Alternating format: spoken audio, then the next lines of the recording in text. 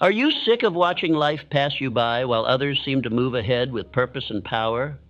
Are you sick of falling asleep with anxiety in your chest and confusion in your mind, wondering why, no matter how hard you try, success remains just out of reach?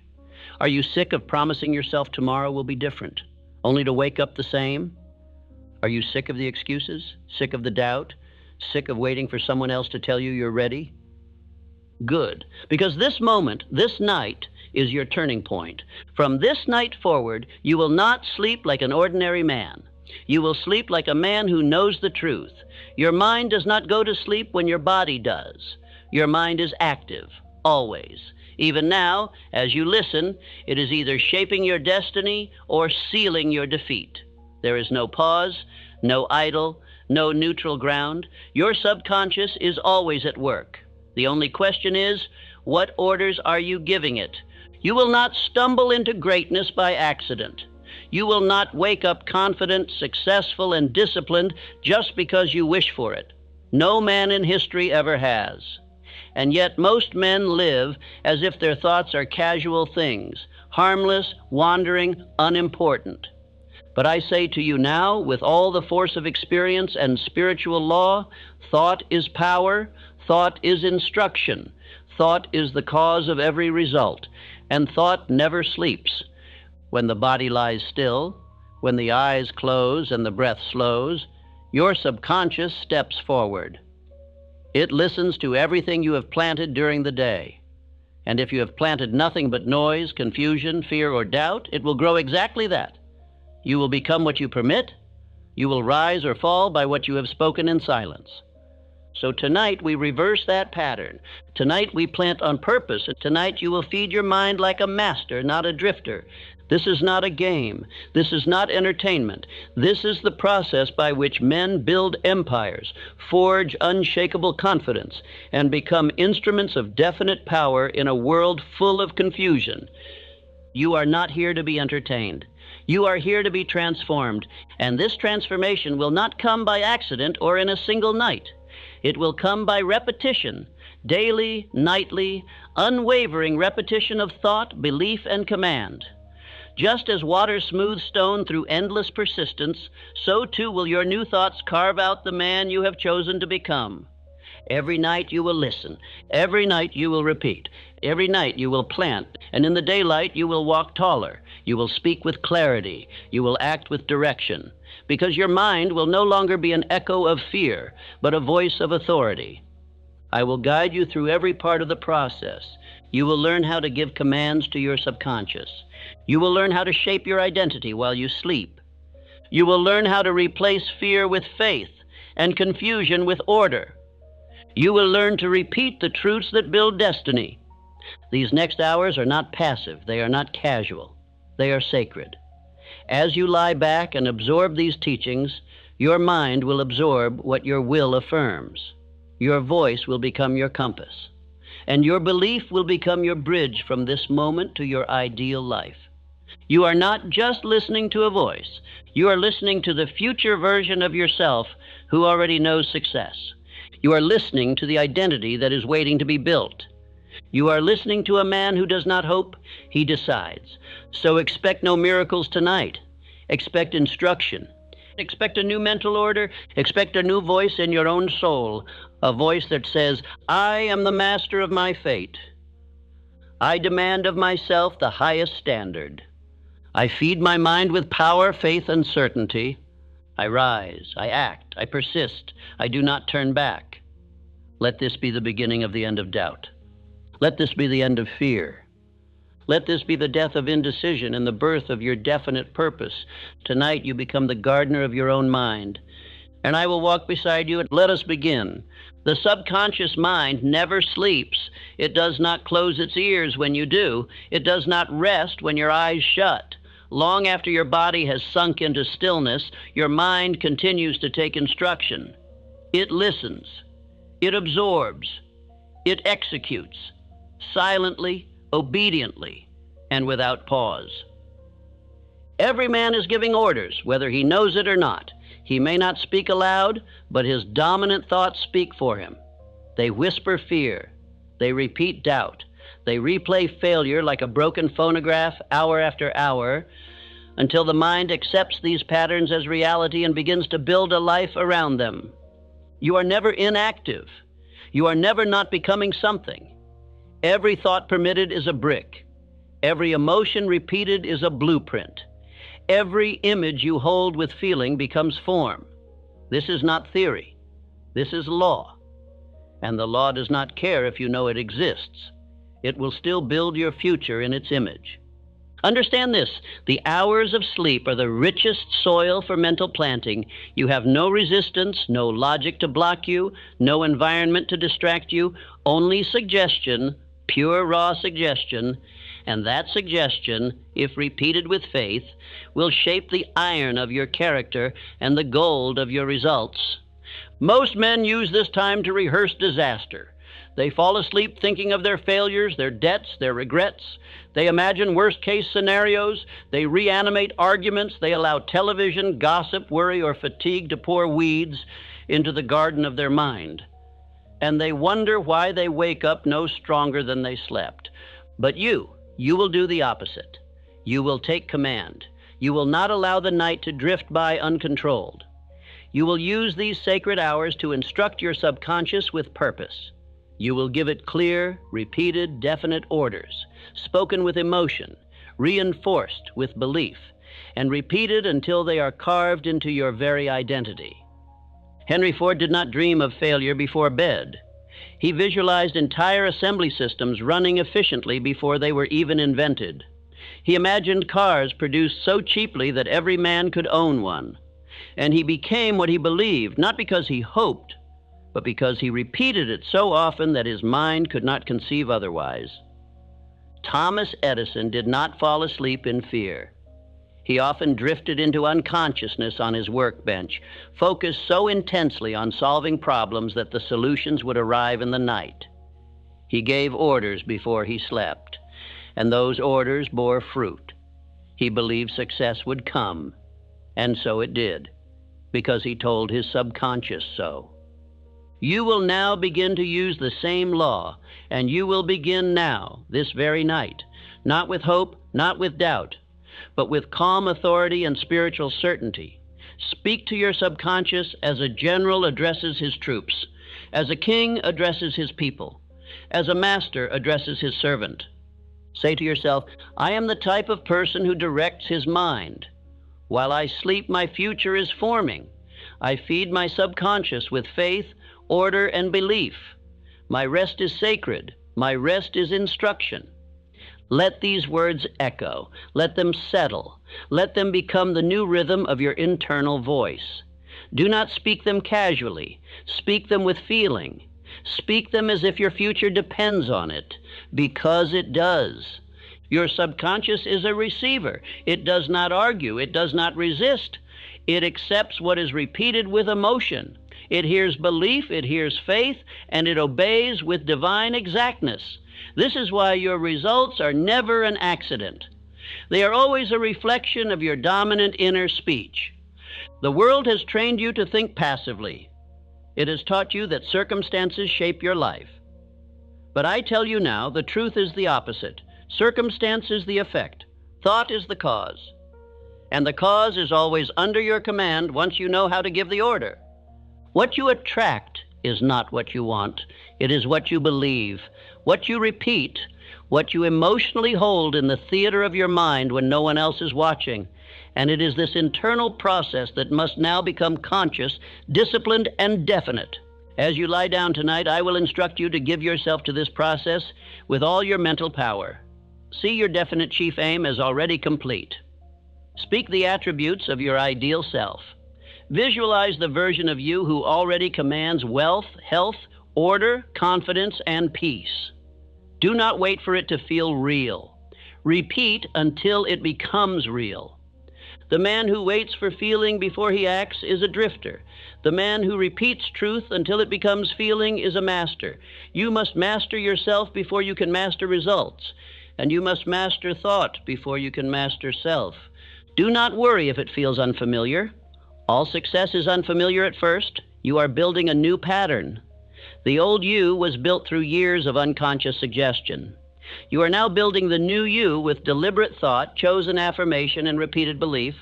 Let no thought pass unchecked. Let no fear be rehearsed. Let no doubt be spoken. And if one arises, replace it immediately with truth. Say, that is not part of me. I no longer feed failure. I am becoming what I instruct. My subconscious obeys my word. The repetition of these truths is not a gimmick. It is law. Thought repeated becomes belief. Belief repeated becomes habit. Habit repeated becomes identity. And identity shapes every decision, every action, every result. This is not opinion. This is spiritual mechanics. You must not allow the world to choose your identity. You must not allow television, fear, or failure to become your instructors. From this moment forward, you choose, you lead, you build. Every night your subconscious is open. It is listening. What you tell it determines what it creates. Your wealth, your relationships, your opportunities, they are all shaped in this sacred silence. You are the sculptor. You are the architect. And the tool you must now wield is auto-suggestion, spoken with faith, repeated with certainty, emotionalized with desire. As you fall into rest tonight, say aloud, I am the type of person who creates his future. I plant faith, I plant courage, I plant power. My subconscious is a servant of my will. Every night I grow stronger. Every night I become more definite. Let these words become the lullaby of greatness. Let them become the new rhythm of your thought. Let them echo long after the voice fades. Because while the voice may stop, your mind does not. The old world ends tonight. The new self begins now. Your mind is your garden. And tonight you must begin to treat it as sacred land. You must understand this fully. Whatever is planted in this garden, be it fear or faith, doubt or desire, clarity or confusion, will take root, and it will grow. Your mind, like the soil of the earth, does not judge what is planted. It only brings forth what is sown. If you do not plant deliberately, weeds will take root by default. That is the nature of neglected land. And that is the nature of the unguarded mind. Confusion, fear, insecurity, hopelessness, these are the weeds that grow when the gardener is asleep, distracted, or indifferent. And the world, being full of noise and opinion, will sow these weeds freely into any mind left open and unattended. Most men do not realize their divine duty as mental gardeners. They go through life reacting to whatever the world throws at them. They listen to the fears of others, absorb the doubts of the news, dwell on past failures, and call it realism. But realism is often just the refusal to cultivate thought. It is the language of mental laziness, and it breeds mediocrity. You are not here to live like that. You are not here to let others decide the crop of your life. From this moment forward, you must take back the tools of the gardener, the trowel of conscious suggestion, the water of repetition, and the sunlight of faith. You must dig up every root of fear.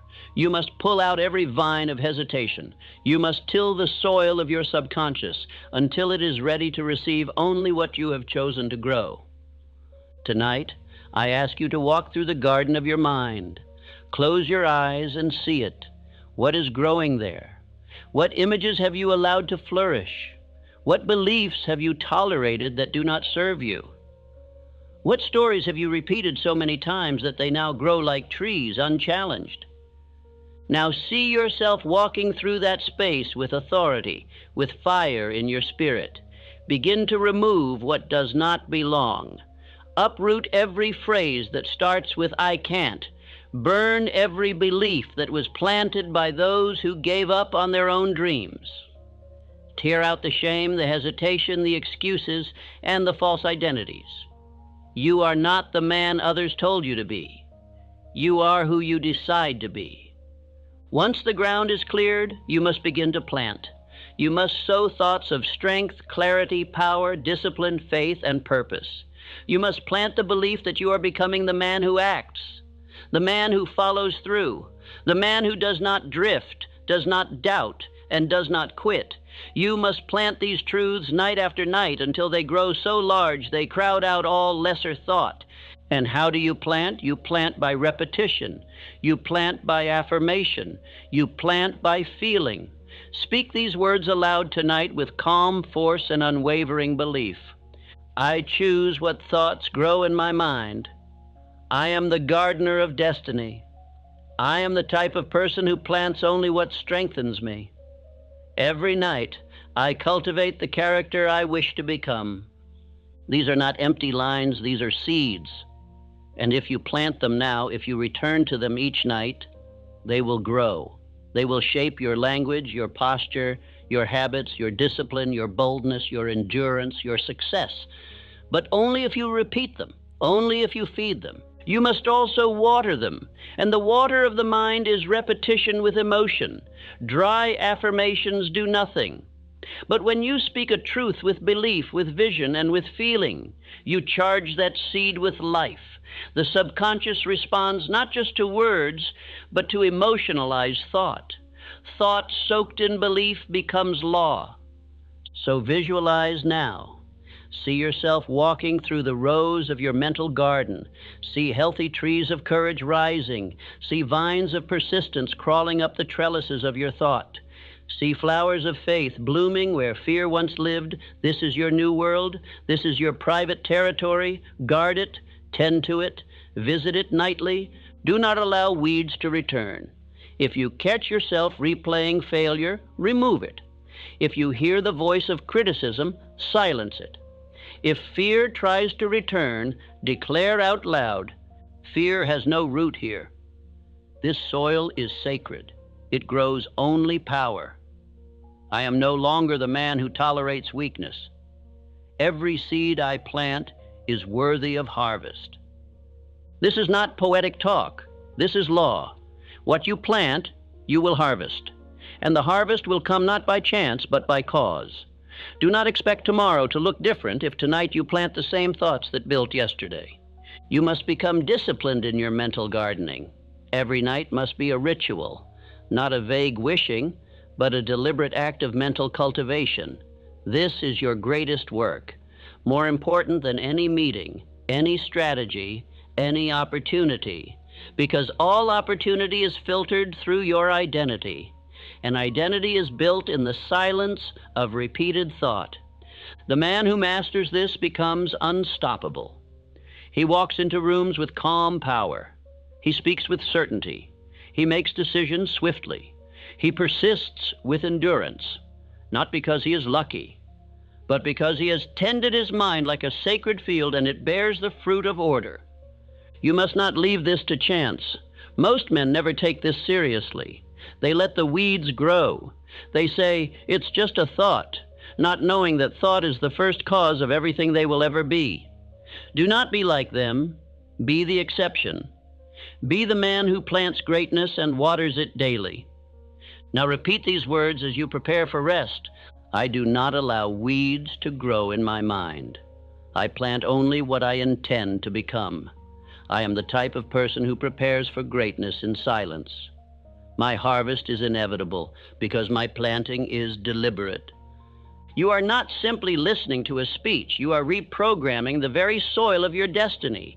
You are taking control of your most sacred asset, your own mind. And this power, once claimed, can never be taken, only neglected. So do not neglect it, not tonight, not ever again. All transformation begins with this tool, auto-suggestion. You must understand this word, not as a concept, but as a weapon. It is the bridge between who you are and who you intend to become. It is the only method by which you can issue instructions to your subconscious mind, and it is the single most powerful tool ever placed in the hands of man. No man rises above the suggestions he permits. No man ever created wealth, greatness, love, or certainty without first telling himself that it was possible and then repeating it until it became inevitable. Auto-suggestion is not wishful thinking. It is not fantasy. It is not the blind repetition of empty phrases.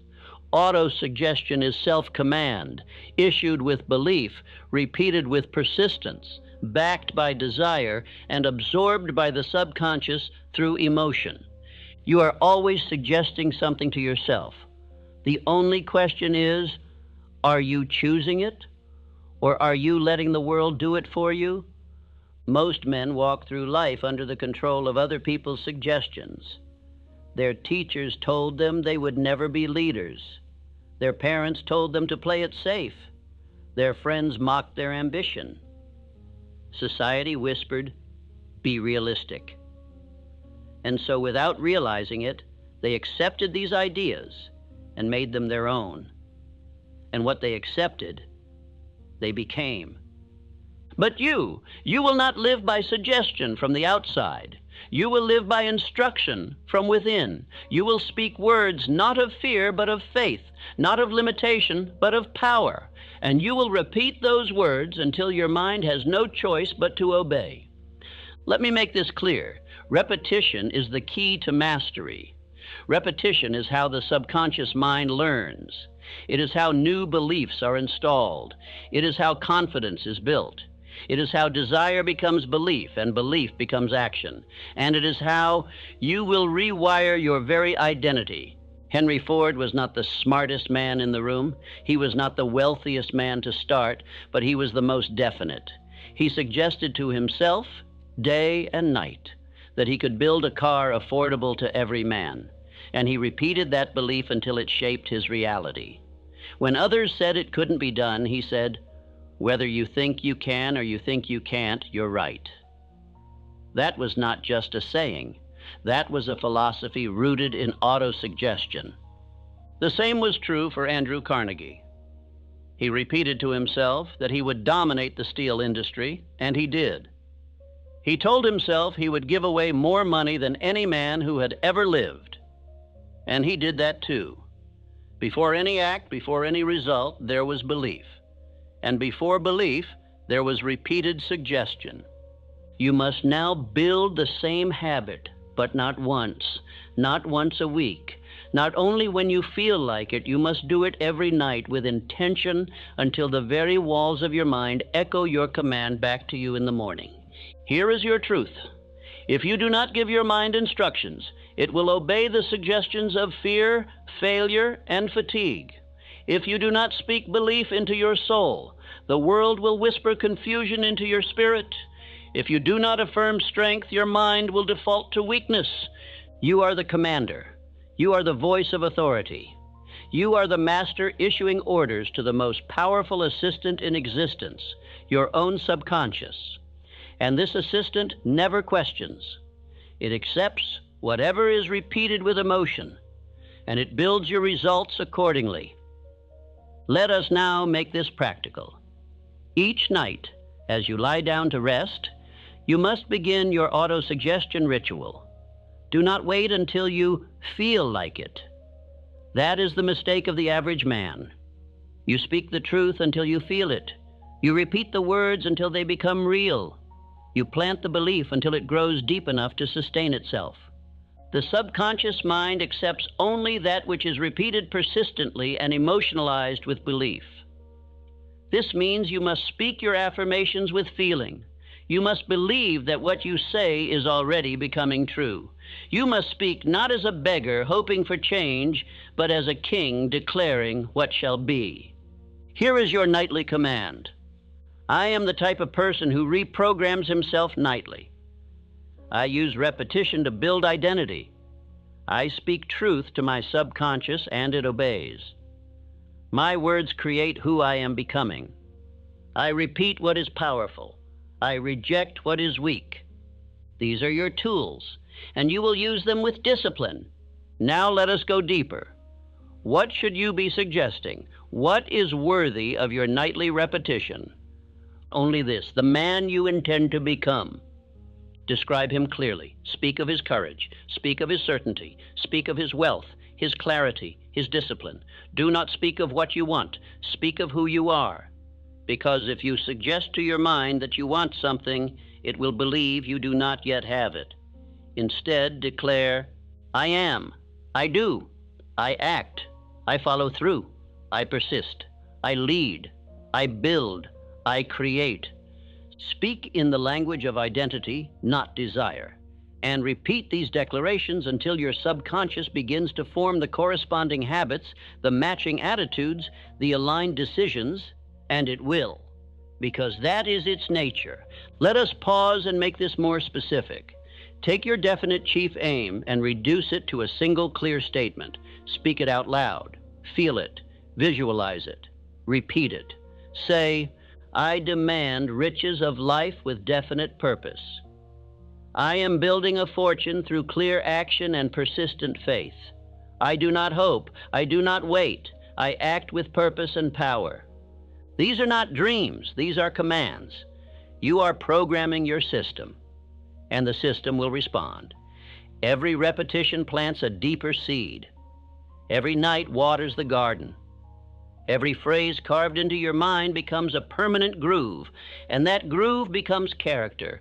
Some will say, this is too simple. Let them say it.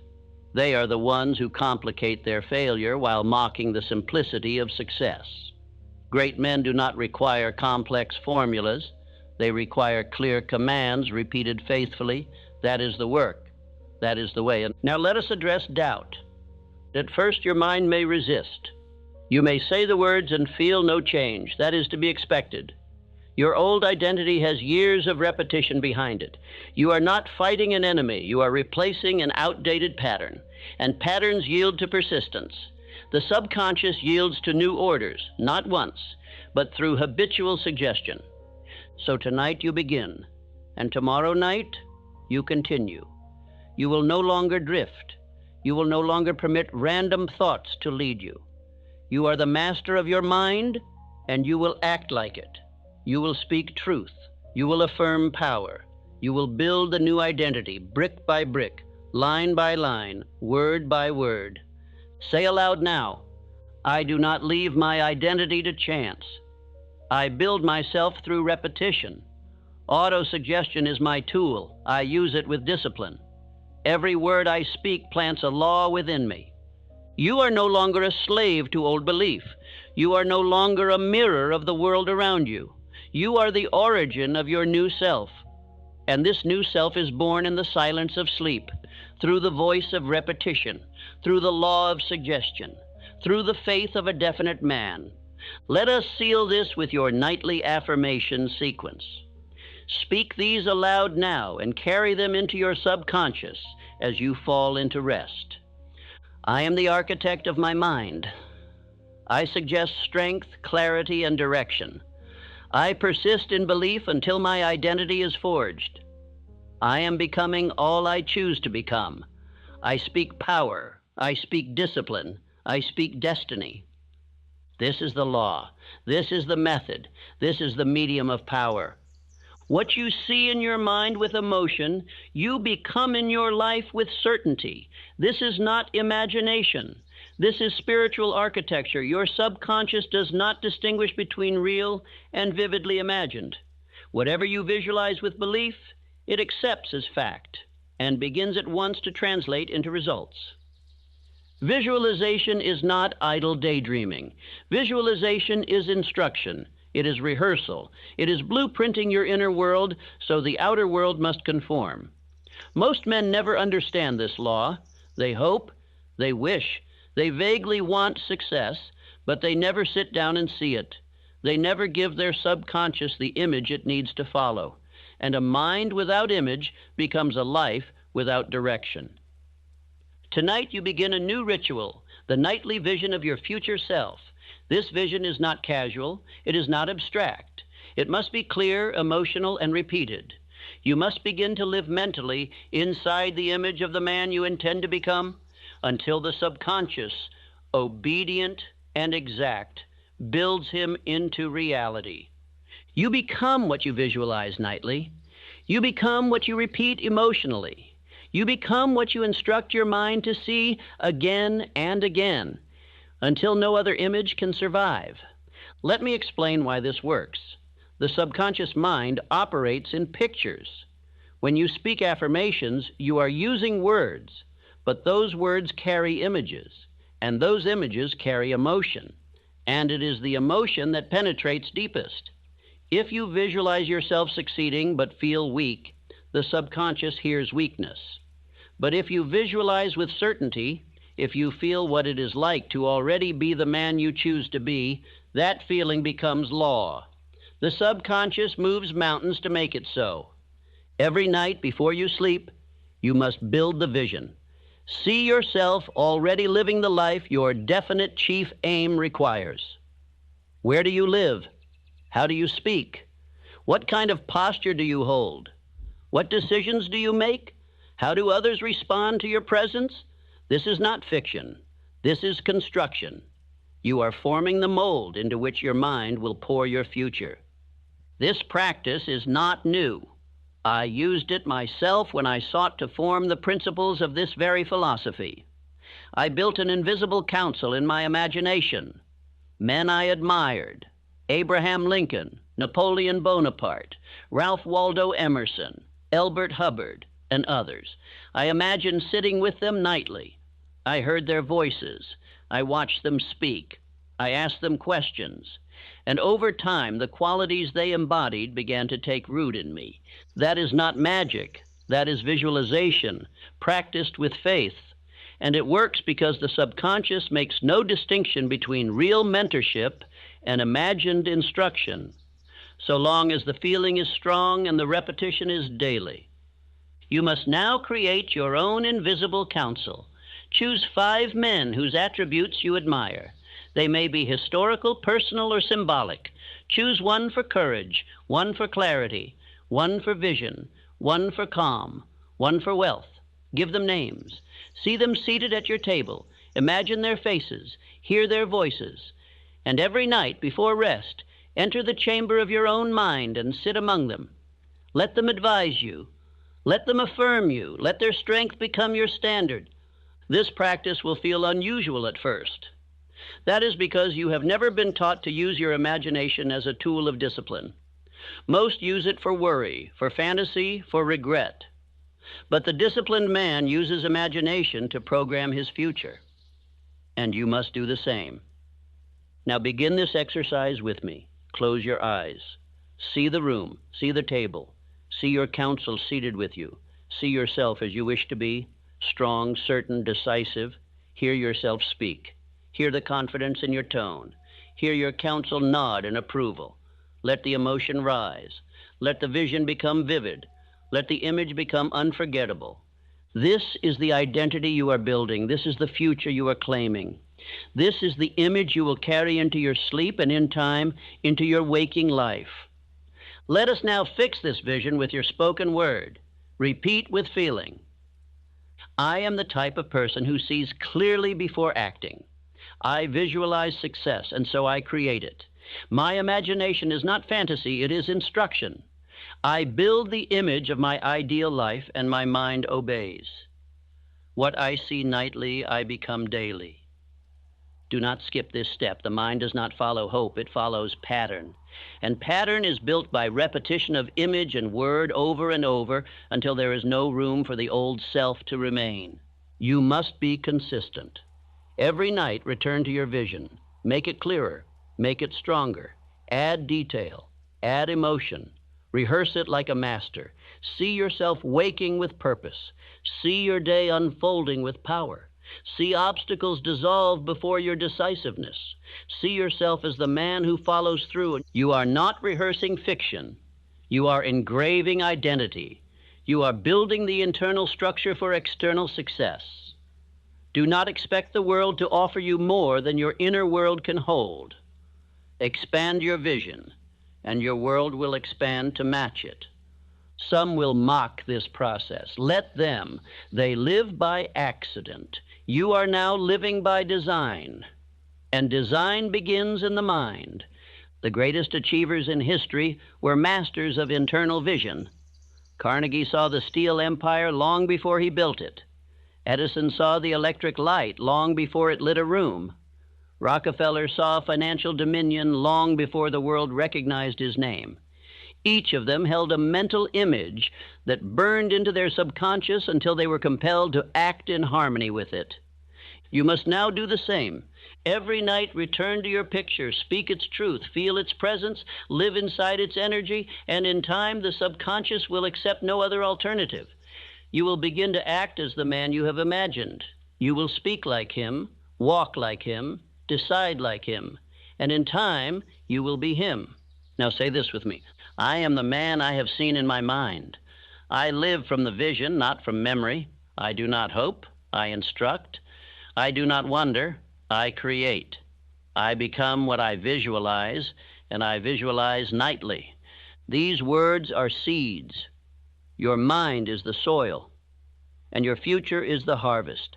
Plant with care, repeat with conviction, tend with persistence, and trust the law.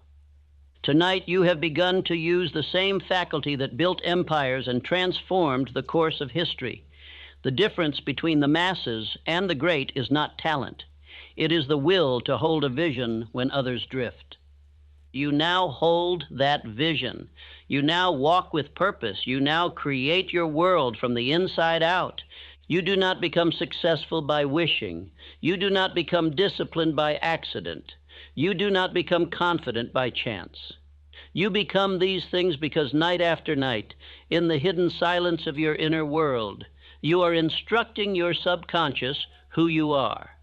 Whether you know it or not, you are always building identity. Every man walks in the image of the identity he repeats. The words you speak, the pictures you see, the emotions you permit, all combine into one powerful command. This is who I am. And your subconscious obeys. It does not argue. It does not question. It receives your repeated thoughts as law, and it builds your habits, your reactions, your decisions, and your destiny in perfect harmony with them. The tragedy is this. Most men are programming weakness into their identity without realizing it. They say things like, I'm not that disciplined. I just can't focus. I never follow through. I always get distracted. I'm not that type of person. And they say it with emotion, with conviction. And so the subconscious accepts it. And so it becomes true. If you say it often enough, it becomes who you are. But here is the power, the miracle, if you will. You can choose a new identity. You can speak a new image. You can repeat a new character until your subconscious removes the old and installs the new.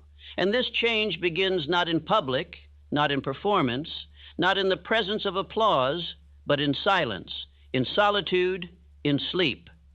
Your subconscious is most open during the quiet moments before rest. And during these moments, you must no longer leave your identity to chance. You must become the sculptor. You must speak into your soul the man you have chosen to be over and over again until your every cell obeys. Identity is not fate. It is not fixed. It is not genetic. It is constructed. And construction is deliberate. Every builder knows this. You do not construct without a blueprint. You do not lay bricks without intention. And you do not build a self unless you first define what that self shall be. So define him now. Who is he? The new you, the strong you, the disciplined you, the definite you. What does he believe? How does he walk? How does he act under pressure? What does he say when others quit? What is his tone, his tempo, his presence? Now speak it, affirm it, program it. I am the type of person who follows through. I am the type of person who rises early and acts with purpose. I am the type of person who keeps his word. I am the type of person who works while others sleep. I am the type of person who trains his mind nightly. You may not feel it yet. That does not matter. The seed does not resemble the tree. But if planted, watered, and shielded, it will grow. And identity works the same. The first time you say these words, they are only sound. But the 100th time, they are law. Let me make this even more real. Charles M. Schwab, the man who built U.S. Steel into an empire, was not born to wealth or position. He was not gifted anything, but he possessed what others lacked, the identity of a builder. He walked with the confidence of a man who already saw the result. He trained his thoughts. He chose his beliefs. He repeated success into his soul, and the world bowed to match. You will do the same, but not with arrogance, with certainty, with the calm of a man who has repeated his identity until he cannot be anything else. Each night as you lie down, speak the man into existence. Say it aloud, I am the architect of my identity. I program myself with every word I speak. I am becoming the man I was born to be. I do not drift. I do not break. I do not doubt. Repeat this every night. Make it a law. Let your sleep become sacred ground. Let every word be a brick. Let every affirmation be a beam of steel. Let every breath carry the rhythm of transformation. Some will say, but I've always been this way. That is the lie. That is the voice of the past. And your past holds no power unless you feed it. The truth is this. You are becoming what you repeat. And tonight you begin repeating strength. Let's take it further. Construct a new internal title. Not your name, not your job, your identity. Say, I am the man who finishes what he starts. I am the man who acts when others hesitate. I am the man who lives with discipline and moves with power. I am the man who becomes more definite every night. Speak it until it becomes normal, and then keep speaking it, because the subconscious does not respond to enthusiasm. It responds to consistency. It says, he has spoken this 10 nights in a row. It must be real. And once it believes, it will instruct every nerve, every instinct, every habit to act accordingly. This is identity transmutation. This is not motivation. This is construction. This is the same process by which every great man remade himself. Not in public, but in private. Not through events, but through decisions. Not through chance, but through nightly programming of the self. Do not neglect this process. Do not skip a night. Do not allow laziness to interrupt your construction. You are not repeating words. You are repeating identity, and identity is destiny. Repeat now, slowly with feeling. Every night, I program my identity. Every night, I build the man I am becoming. I am not who I was. I am who I repeat I am. I am the type of person who leads himself with power. The new identity is forming, and I do not break the chain. Say this again. Commit it to memory. Let these be the final words you speak before sleep. Each night I instruct the man I become. Fear is not a mystery. Fear is not a monster. Fear is a habit, a mental pattern rehearsed, a suggestion accepted. And like all habits, it can be replaced if you are willing to confront it, strip it of its disguise, and speak a new command into its place. Fear is not power. Fear is obedience to the wrong voice. Most men are trained in fear from youth. They are taught to avoid risk, to stay small, to seek approval, to not stand out, to not try too hard. They are told that success is dangerous, ambition is arrogant, confidence is ego, decisiveness is reckless. These words become the rhythm of their thinking, and by repetition they become law. You were not born afraid. You were taught to fear. You rehearsed fear. You inherited fear. And worst of all, you accepted fear as identity. But tonight we begin a new process, a nightly replacement of the old habit with one of faith, power, and definite calm. There are 6 basic fears that every failure feeds: the fear of poverty, the fear of criticism, the fear of ill health, the fear of loss of love, the fear of old age, and the fear of death. These 6 ghosts walk the hallways of the subconscious mind, whispering lies if left unchallenged. And they are always stronger at night. Why? Because fear thrives in silence when the voice of faith is not present. When the conscious mind slows and external distractions fade, fear walks in, unless you do first. If you do not speak power into your sleep, fear will speak weakness. But you will not allow that anymore. You are not just removing fear, you are replacing it. A man cannot just stop being afraid. He must start being something else. He must install a new pattern, rehearse a new response, build a new identity. And that begins tonight with conscious thought, emotional suggestion, and the construction of spiritual opposites. Fear of poverty? Replace it with, I live in abundance. I am the type of person who attracts wealth. I believe in increase, not loss. Fear of criticism? Replace it with, I walk in confidence. I follow truth, not approval. I speak with conviction, not apology. Fear of ill health? Replace it with, I am the type of person who commands his health. I treat my body with discipline. I speak vitality, and I feel energy. Fear of loss of love? Replace it with, I give love freely and receive it fully. I am the type of person who inspires loyalty and respect. I am grounded, not desperate. Fear of old age? Replace it with, I grow wiser, sharper, more powerful with age. I am the type of person who becomes more valuable with time. I walk with timeless purpose. Fear of death? Replace it with, I live each day with purpose. I am at peace with eternal law. I do not fear endings. I live fully now. These are not just affirmations. These are spiritual swords. These are new habits in the making.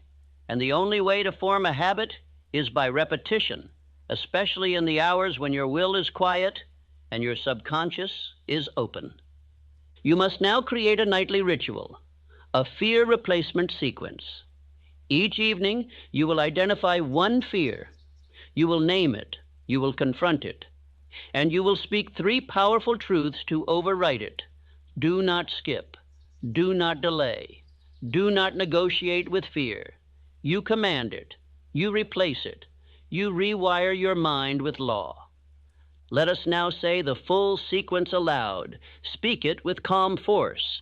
I am the type of person who replaces fear with purpose. I do not rehearse fear, I overwrite it. I do not serve ghosts, I serve truth.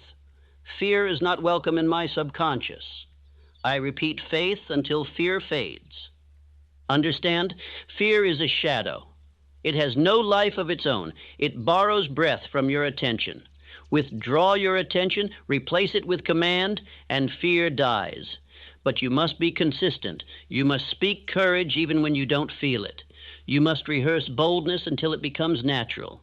You must plant power nightly, or fear will return by default. Let me give you an image. Picture your subconscious as a house. In this house, you have allowed a tenant named Fear to live for years. He knows the rooms. He walks freely. But now you have decided to evict him, and you've brought in a new tenant, Faith. Faith is stronger, but fear is familiar. Fear does not leave politely.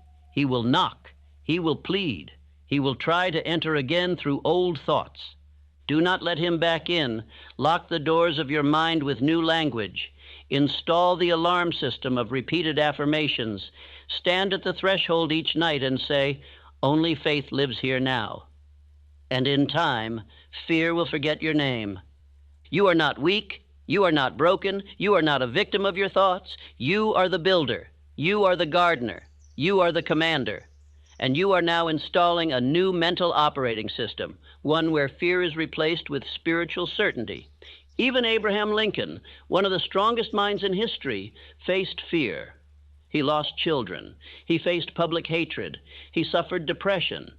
And yet he led a nation through war, guided by faith in a principle larger than himself, not because he felt no fear, but because he refused to let fear be final. So must you. Now repeat with me, slowly, calmly, with power. Fear is no longer my pattern. I am the type of person who acts despite emotion. I rehearse certainty and I move with calm. I sleep in peace because my mind is in order. I do not run from fear. I replace it with truth. Let this be your last instruction tonight. Let no fear enter your sleep. Let no ghost walk your garden. Let no weakness be given space. Tonight, your subconscious is being trained. Tonight, you plant the habit of fearlessness, and soon that habit will become your identity. Every oak began as an acorn. Every mansion began as a sketch. Every fortune began as a thought. And so must your future. Thought is the first cause. Thought is the spiritual seed from which all material results grow. What you now experience in your outer life is nothing more than the harvest of thoughts you once planted, knowingly or unknowingly. You must understand this deeply. Your mind is a spiritual field. You are planting something into it every day. The only question is what? Are you planting order or disorder, strength or weakness, faith or fear? Most men are careless with thought. They allow anything to grow, and so they are shocked by the weeds that rise. But there is no mystery here. There is only law. You cannot plant defeat and harvest victory. You cannot plant passivity and reap confidence. You cannot plant confusion and expect clarity. The law of mental agriculture is strict, exact, and unforgiving to those who neglect it. But it is generous beyond measure to the man who obeys it. Let us go back to the root. All achievement begins in the mind. Before Rockefeller ever held his first dollar, he had planted the image of vast wealth. As a poor child, he imagined money moving in waves toward him. He told himself even then that he would control industries. He rehearsed the power of generosity. And when the world gave him nothing, he gave himself a fortune, first in thought, then in form. That is how it works.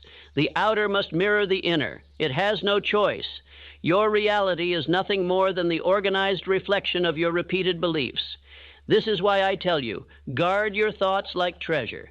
If thought is the seed, then your attention is the hand that plants. Your repetition is the water. Your emotion is the sun. And your subconscious is the soil. Let us be clear. This is spiritual science, not guesswork, not superstition. Every man who built greatness obeyed this law, whether he knew its name or not. And now you know it, and you must obey it. Start now. Become a man who plants deliberately, who thinks intentionally, who speaks as one sowing his future. Eliminate the language of failure. Remove every phrase that begins with I can't, I hope, or maybe someday. These are seeds of weakness. These are weeds in disguise. Do not let them touch your garden. Replace them. Replant. Speak what you choose to harvest, and speak it often. Say now, I am the type of person who chooses his thoughts. I plant faith, persistence, and clarity. I no longer plant fear. I uproot it. My thoughts are seeds of strength.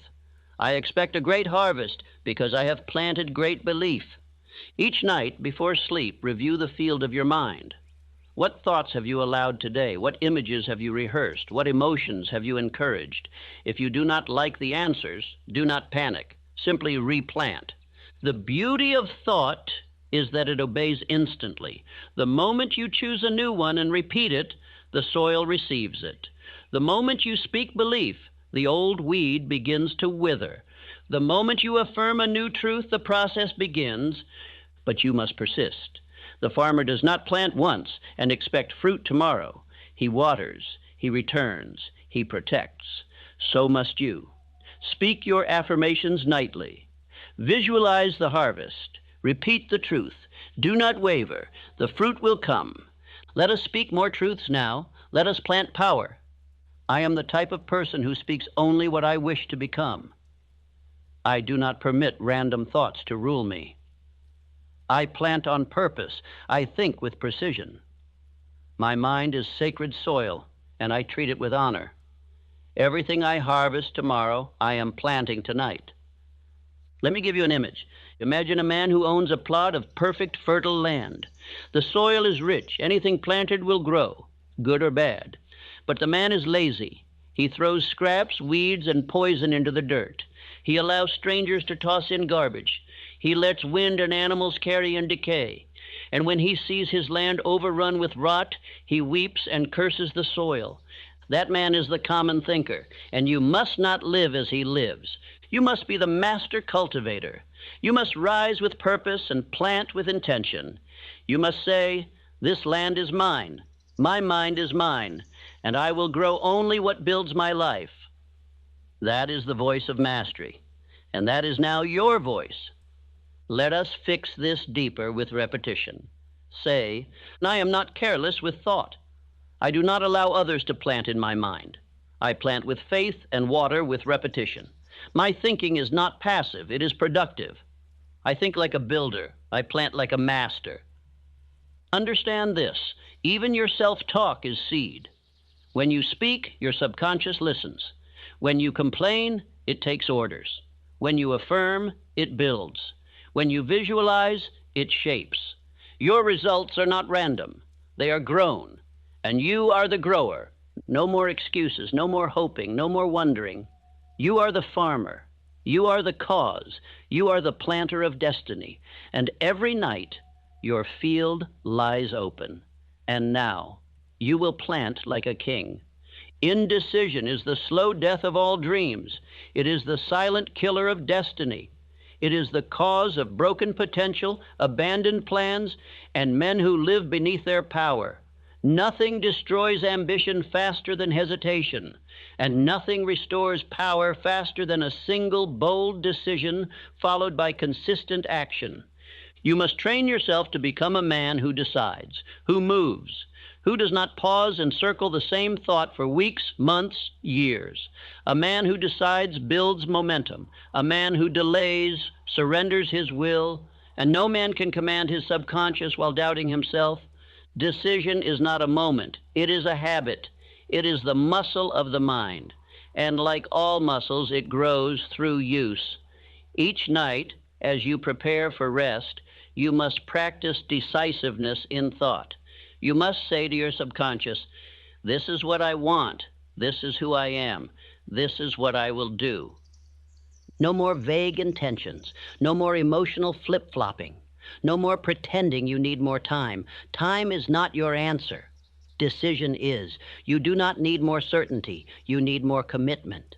And that begins now in silence with a firm mental command. Andrew Carnegie once said to me, "There is one thing that separates the great from the average. It is their ability to make a decision and stand by it." He demanded that I choose between hesitation and definiteness. He said, "Decide now, not tomorrow. Decide fully, not weakly." And from that moment, my life changed. Let me give you this truth. Every night that you go to bed undecided, your subconscious receives the instruction to remain confused. You wake up scattered. You delay again. You lose momentum. But if before sleep you say, "I am the man who moves with clarity," your subconscious accepts the order, and you begin to act in harmony with it. So tonight we install this habit, not someday. Now let us begin with your chief aim. Decide, choose, declare. If you cannot yet act on it fully, speak it anyway, because the decision comes before the evidence. The mind responds to repetition of belief, not delay for proof. Say, "I have made my decision. I do not revisit doubt. I am the type of person who decides swiftly and stands firm. Each decision I make increases my power." This is not theory. This is spiritual law. The subconscious mind must be told what to believe. It will follow the strongest, most repeated command. And decision is the language of power. Repetition is the mechanism of belief. Emotion is the fuel. And together they form a permanent habit. You must speak decisiveness into your spirit every night, even in small matters. Choose how you will begin tomorrow. Choose what thoughts you will permit. Choose what emotions you will reject. Do not leave these to chance. Practice decision in the dark so you move with power in the light. The man who cannot decide lives in mental paralysis. He overthinks. He rewrites the plan. He hesitates when boldness is required. And in that state, the subconscious receives only confusion. No clarity, no instruction, no power. And so it does nothing. Or worse, it follows the world. But the man who decides, he becomes dangerous. He wakes with purpose. He speaks with conviction. He walks into the day already knowing how he will move, and he wins. Not because he always gets it right, but because he always moves forward. That is the key. Movement, action, progress. You do not need perfect plans. You need definite action. And if you act from decision, even your errors will become fuel for greatness. Let us install this pattern now. Say with me, I am the type of person who finishes what he starts. I am the type of person who does not delay. I am the type of person who decides without apology. I am the type of person who commits and persists. Repetition forms habit. Habit forms identity. Identity forms destiny. And the identity of a decision maker is formed by nightly affirmations and visualized follow-through. Tonight, visualize yourself making a difficult decision. Feel the pressure. Hear the voices of doubt. Now watch yourself choose anyway. You do not flinch, you do not wait, you act, you commit, you speak, you move, you lead.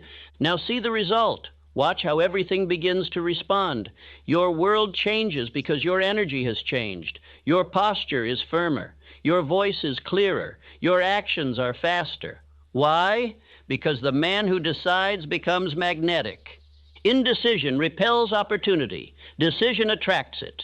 The man who cannot choose sends a signal of weakness. But the man who commits, he emits strength. And the world answers with alignment. Let us anchor this deeper. Say aloud, indecision is not welcome in my life.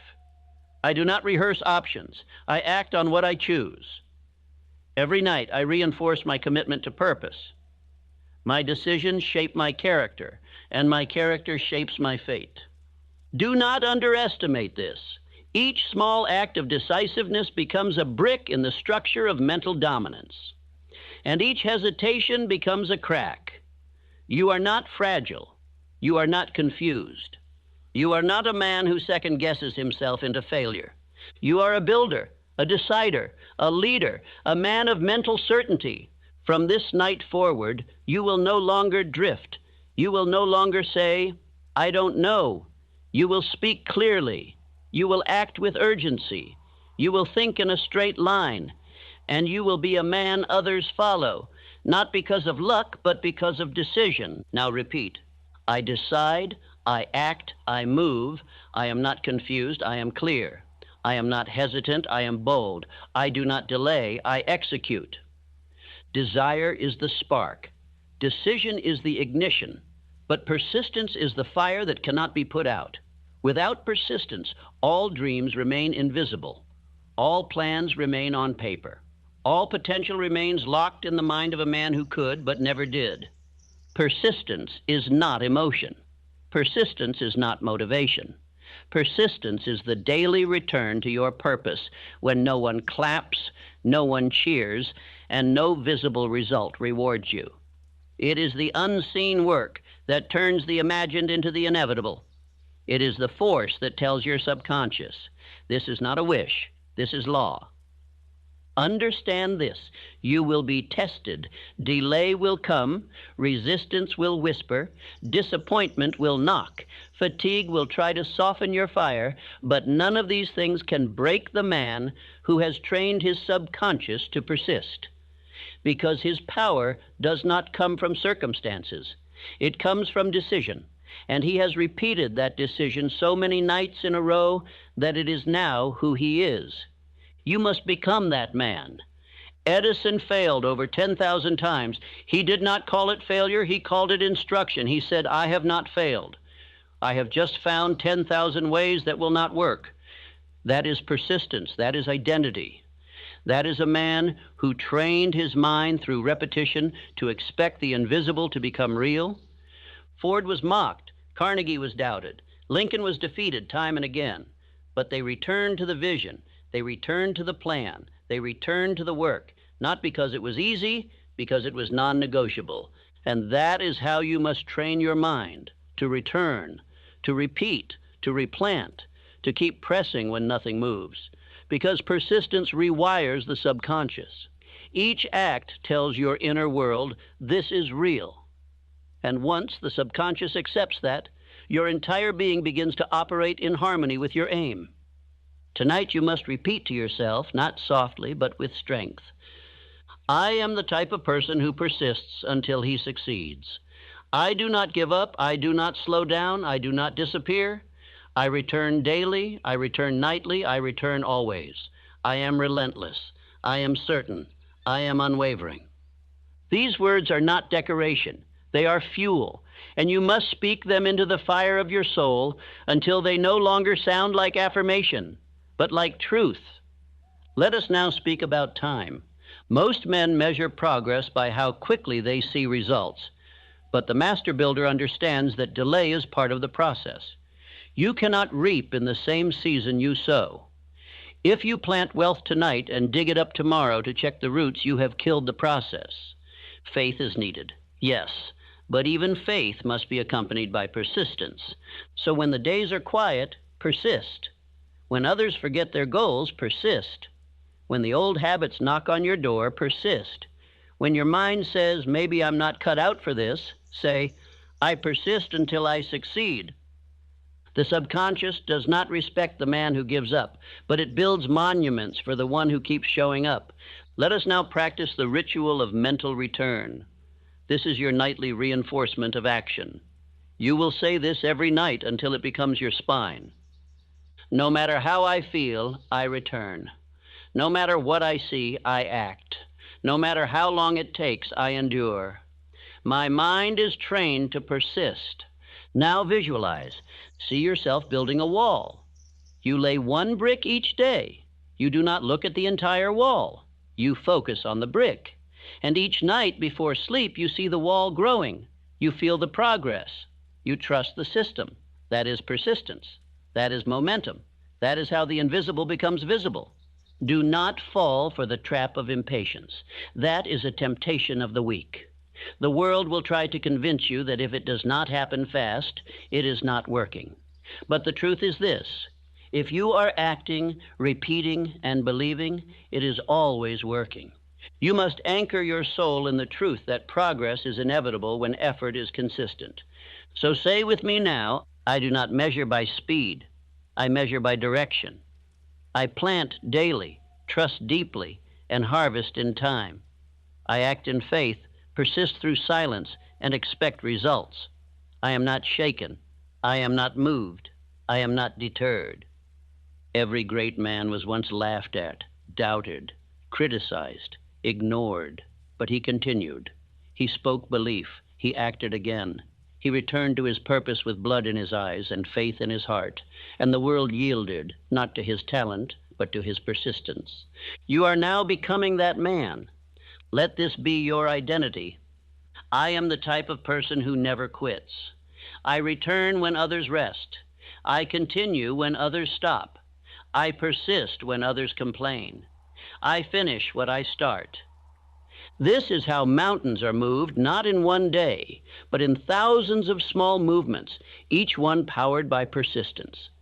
This is how wealth is built. This is how strength is built. This is how character is built, not through moments, but through identity reinforced over time. So tonight, as your body rests, your subconscious will be instructed with these final affirmations. Speak them calmly. Speak them repeatedly. Speak them with fire. While I sleep, my identity strengthens. While I rest, my character is fortified. Every night, I return to my purpose. Every night, I become more persistent. Every night, I build the invisible. This is your power. This is your advantage. This is your spiritual edge. The common man forgets. The drifting man quits. But you persist. All achievement begins first in the mind.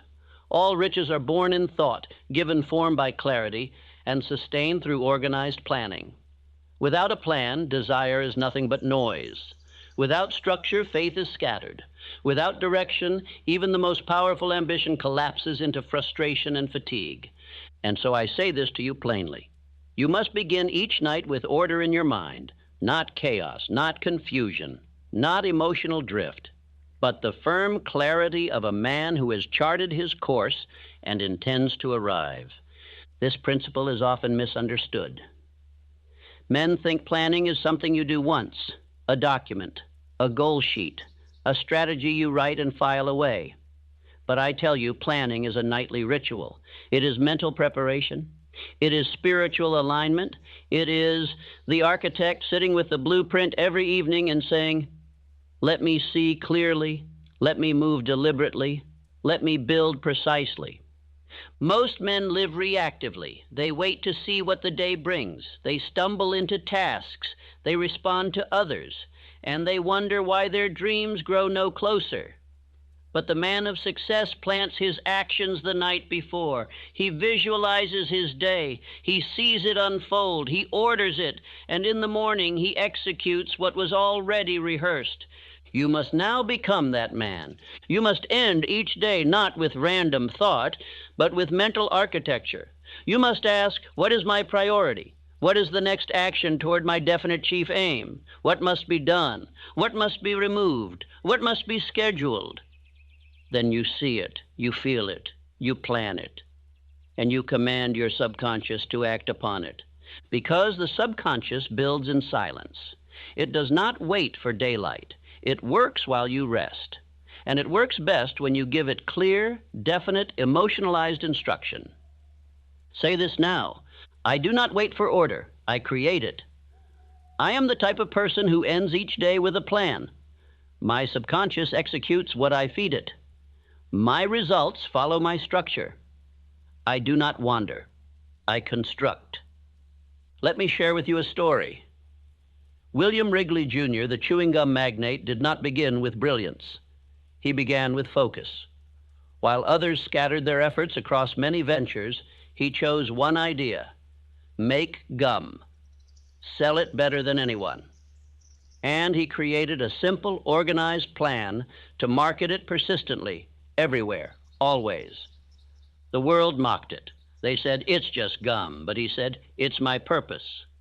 And he planned with such consistency, night after night, campaign after campaign, that the world had no choice but to respond. That is what organized planning does. It forces the invisible to take shape. It turns vague ambition into specific direction. It tells the subconscious, here is the path. Now make all thoughts, instincts, decisions, and habits serve this direction. And it will. You must now create this process for yourself. Each night before sleep, review your goal. Speak your chief aim. Then decide your next 3 steps. Not vague intentions, clear actions. Write them if needed. Visualize them being done. See the day ahead moving in perfect alignment with your aim. Then affirm, I act with precision. My thoughts move in straight lines. Each step I plan, I complete.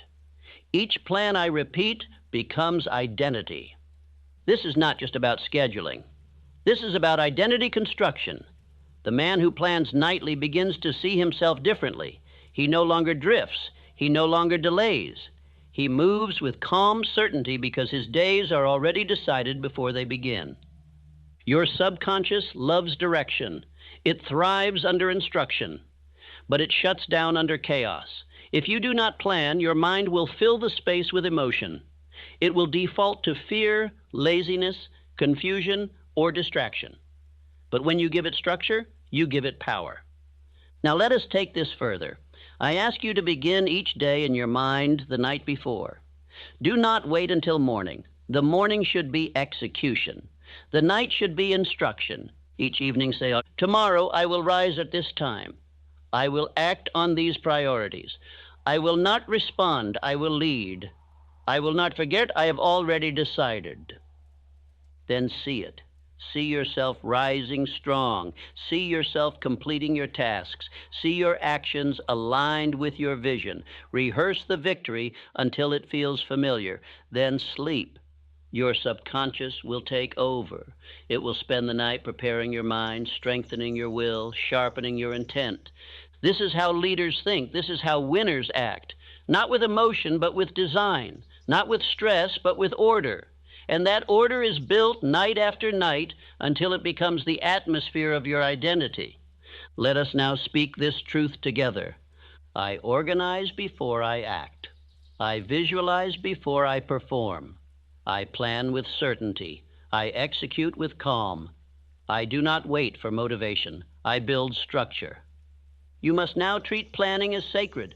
5 minutes of nightly thought can remove 5 hours of daytime confusion. When the mind knows what it must do, it ceases to wander. It moves with grace, with power, with focus. Repeat, I do not guess, I decide. I do not react, I lead. I do not wonder, I organize. I do not fear, I prepare. This is your new habit. Every night, without fail, review your aim. Break it down into steps. Feed those steps to your subconscious.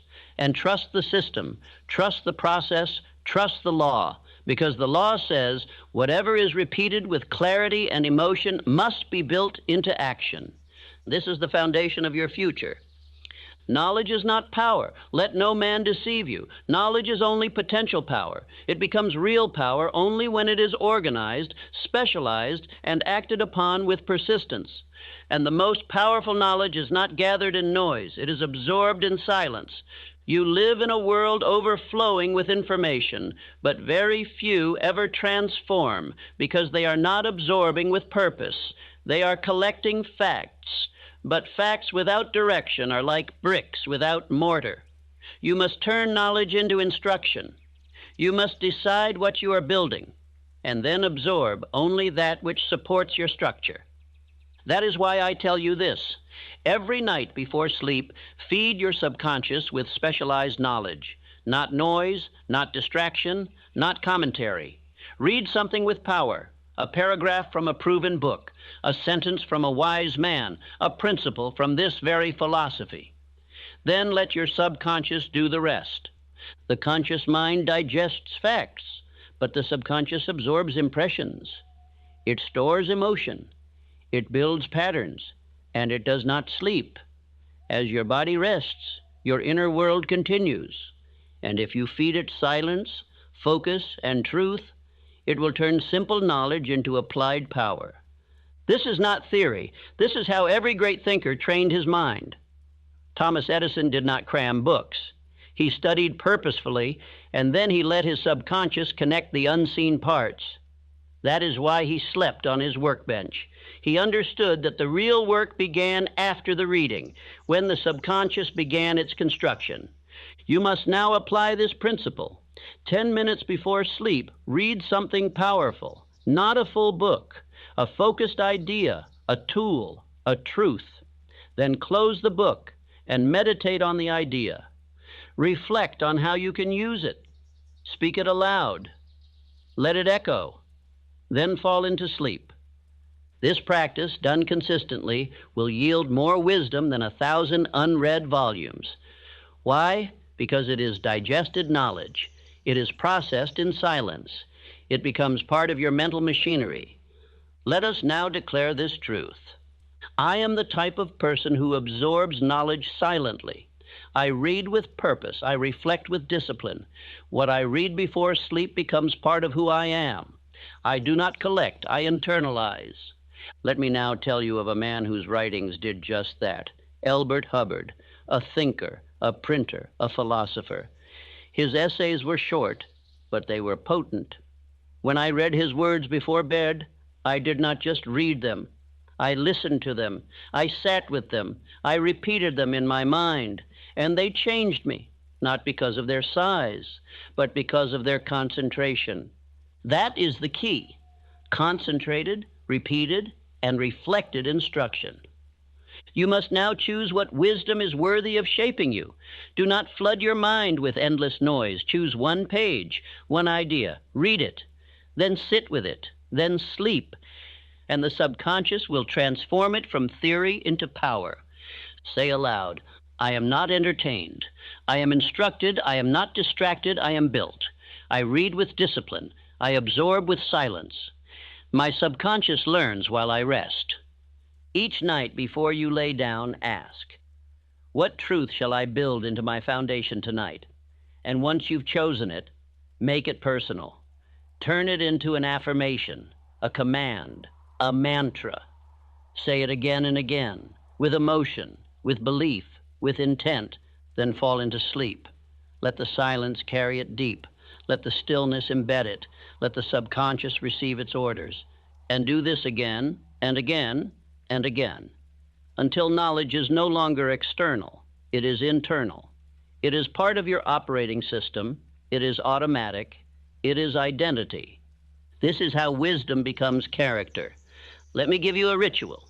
Read one page of truth, reflect silently for 3 minutes, speak one line aloud 5 times, sleep with faith that it is taking root. This simple process, repeated for 30 nights, will outproduce years of scattered learning because depth beats width, precision beats quantity, and repetition builds structure. Say this now. I do not read for memory, I read for transformation. I do not consume, I apply. I do not race, I absorb. I am the type of person who builds himself nightly. Knowledge must be chosen, focused, lived, and absorbed not in public noise, but in private silence. You are now a man of silent instruction, and the world will never see it coming until the results become undeniable. What you focus on expands. What you give your attention to becomes your experience. Your thoughts are not passive, they are magnetic.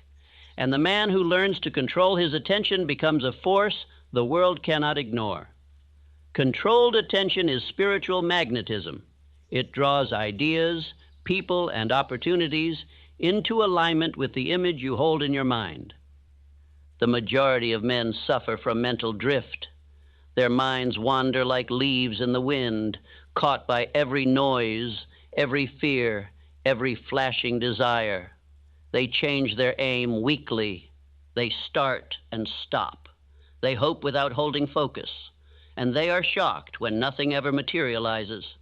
But this law is absolute. A drifting mind cannot attract a definite result. Your subconscious does not respond to chaos. It responds to concentration, to repetition, to clarity sustained over time. You must now train your inner world to hold one thought, one image, one aim, until it becomes magnetic. The man who focuses his mind becomes dangerous. Why? Because all the powers of the subconscious begin to arrange themselves around that thought. The imagination begins to supply ideas. The emotions begin to charge that idea with intensity. The actions begin to support it without hesitation. All parts of the self begin to obey one clear mental image. That is the secret to greatness. Andrew Carnegie had one thought: to dominate the steel industry. Every hour of his day, every decision, every conversation was filtered through that aim. His attention was not scattered. It was organized. It was deliberate. And it made him a magnet for men, money, and opportunity. You must now do the same. Each night before sleep, you will take one thought, one image, one goal, and you will hold it in your mind for 10 full minutes. This is not imagination. This is training. You are telling your subconscious, this is what we build now. No distraction, no delay. Let us now begin that process. Close your eyes. Breathe deeply. Think only one thought. Choose your definite chief aim. See it clearly. Speak it mentally with each breath. Let your attention hold still. No wandering, no adding, no changing, just one thought. Feel the power of sustained attention. This is your new mental posture, and now speak. I am the type of person who holds a single thought. I am the type of person who sustains attention without breaking. I do not drift, I concentrate. I do not scatter, I attract. My mind is magnetic because it is focused. You must do this every night, because attention, like muscle, grows through resistance. The first night, your mind will wander. You will want to shift, to think of other things. Do not. Return. Refocus. Begin again. And each night, you will get stronger. Each night, the image will get clearer. Each night, the magnetic force will intensify. Let me give you a truth. All success is built on prolonged, focused thought. It is not built on variety. It is not built on trying everything. It is built on holding one image until it becomes more real than the world around you. That is the inner work. That is the discipline. And that is the path few will walk. Now let us engrave this habit with repetition. Say, My attention builds my future. I think with precision. I live with purpose. I hold my goal in mind until it becomes fact. I am not distracted. I am devoted. You must now become a man of stillness and power, not frantic, not reactive, not mentally chaotic, but ordered, focused, calm, intentional. Because the man who holds his attention steady becomes a lighthouse in a storm, while others are tossed by waves. Here is your nightly ritual. Choose one thought, your chief aim. Close your eyes. Breathe slowly. Repeat the thought silently with emotion. Visualize its details. Hold it. Feel it. When distraction comes, return. End by affirming, I am the type of person who holds focus. My mind obeys my will. I attract what I hold in mind. This is not optional. This is essential. You will become what you think about if you can hold the thought long enough. Now imagine your mind as a lens. Most men scatter the light. They produce no fire. But you, through controlled attention, focus that light into a flame. That flame becomes burning desire. That desire becomes faith. And that faith, backed by action, becomes fact. That is the order. That is the law. And it all begins with controlled attention. Let us now repeat. I think only of what I intend to create. I reject distraction as a thief. I return to my aim until it becomes my identity. My thoughts are servants of my purpose. My focus is a magnet for opportunity. Tonight you train your attention, and tomorrow your attention begins to train the world around you. You are never truly alone. Though the room is dark and the world has gone quiet, you carry with you the invisible company of every idea you've accepted, every voice you've allowed to speak into your life, every impression you have stored. You are always surrounded by influence. The question is not if you are influenced, but by whom. This is why the master mind is the greatest unseen force available to the man of purpose. It is the deliberate formation of spiritual alliance, not with chance companions, not with idle thinkers, but with chosen minds, selected by you, assembled by you, and directed by you to shape your decisions, discipline your thoughts, and elevate your spirit. A true master-mind alliance begins not with other people, but in your imagination, in the quiet, in the stillness, in the hours when your subconscious becomes most fertile. While others drift into sleep as orphans of thought, you must enter a sacred room where giants sit, where builders speak, where faith is multiplied through communion with greatness. This is not fantasy. This is instruction. This is how I trained myself. Each night I sat in my mental chamber. I invited men I admired, not in the flesh, but in principle. Abraham Lincoln for moral fortitude, Napoleon Bonaparte for strategic decisiveness, Emerson for spiritual clarity, Carnegie for wealth and order, Hubbard for precision of thought. I gave them chairs. I gave them voices. I gave them life in my imagination, and they spoke back. Not because they were ghosts, but because I had so studied their qualities, so admired their values, so repeated their wisdom, that my subconscious built composite impressions of their character. And once those impressions were formed, I could summon them at will. I could consult them. I could hear their tone. I could feel their counsel. And over time, something miraculous happened. Their strength became mine. Their decisiveness became mine. Their thinking became my habit. Their posture became my standard. Until one day, I no longer imagined being strong. I was strong. I no longer borrowed courage. I possessed it. The alliance had done its work. I was no longer a student of greatness. I was a vessel of it. Now you must do the same. Tonight, you begin building your council. Choose 5 men, not randomly, but with intention. Ask yourself, what do I lack? What virtues must I reinforce? What strengths do I admire? Then choose accordingly. If you lack courage, find a lion. If you lack faith, find a prophet. If you lack discipline, find a builder. Choose men who challenge you, not to flatter you, but to forge you. Give them names. See their faces. Study their lives until you can hear their voices. Then each night before sleep, enter your council chamber. It can be a room, a table, a firelit hall. Make it sacred, make it detailed, and sit down. Ask questions, present dilemmas, speak your plans, then listen. And they will answer, not with fantasy, but with mental alignment. For your subconscious has now stored their patterns. It has internalized their behavior. It knows what Lincoln would say, what Carnegie would do, what Ford would build, and their words will arise from you, but not of you. That is the mystery of the mastermind. Say this now: I am the type of person who chooses his influences. I walk with the great in my mind.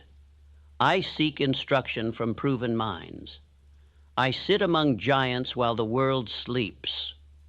You will be tempted to skip this practice, to say it's just imagination. But imagination, when used with definite purpose, is not escape. It is design.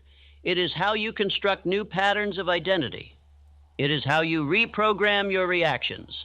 It is how you break free from mental isolation and walk in the company of greatness. Your mastermind is not limited to the dead. It can include mentors you've known, writers who stirred you, even ideal versions of yourself. Build it with care. Expand it over time. Replace voices when they've done their work. Add new ones as your needs evolve. But always return. Always sit. Always listen. Let us now build this into your nightly ritual. Before sleep, enter your mental chamber. See your 5 chosen minds seated. Speak your plans aloud. Ask a question that matters and listen silently. Observe who speaks. Feel the conviction rise. Leave the chamber with certainty. Do this nightly. Let no excuse keep you from this spiritual practice, because each night you meet with your mastermind, you increase in power. You become less reactive, less doubtful, less fragile, and more composed, more decisive, more commanding. You are no longer alone in your development. You are advised by strength, and that strength will become your instinct. Now say with me, while others sleep in drift, I sleep in counsel. While others sink in worry, I rise in wisdom. While others hope for direction, I receive instruction. My mastermind shapes my identity. I am the type of person who walks with the wise. You are now a man of spiritual companionship, a man of mental alliance, a man who understands that who you surround yourself with, even in thought, shapes who you become. The weak wait for mentors to appear. The strong build them within. Let us anchor this deeper. Visualize yourself tomorrow, walking into a decision, and your mastermind walks with you. You remember Carnegie's firmness. You feel Lincoln's quiet resolve. You recall Emerson's detachment from praise and criticism. Their presence changes your posture, your tone, your words. Why? Because they live in you now. You have absorbed their character. You have rehearsed their responses. And your subconscious, receiving no protest, makes it so. Now repeat. My mind is not a chamber of fear. It is a hall of counsel. I choose who speaks into my subconscious.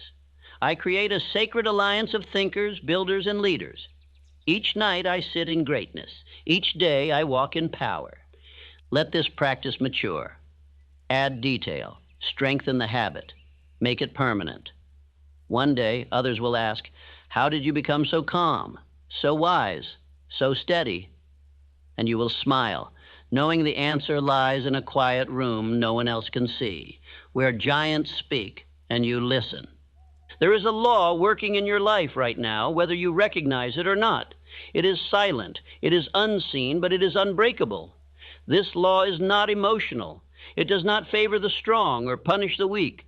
It simply does this: it makes permanent whatever you repeat. I call this the law of cosmic habit force.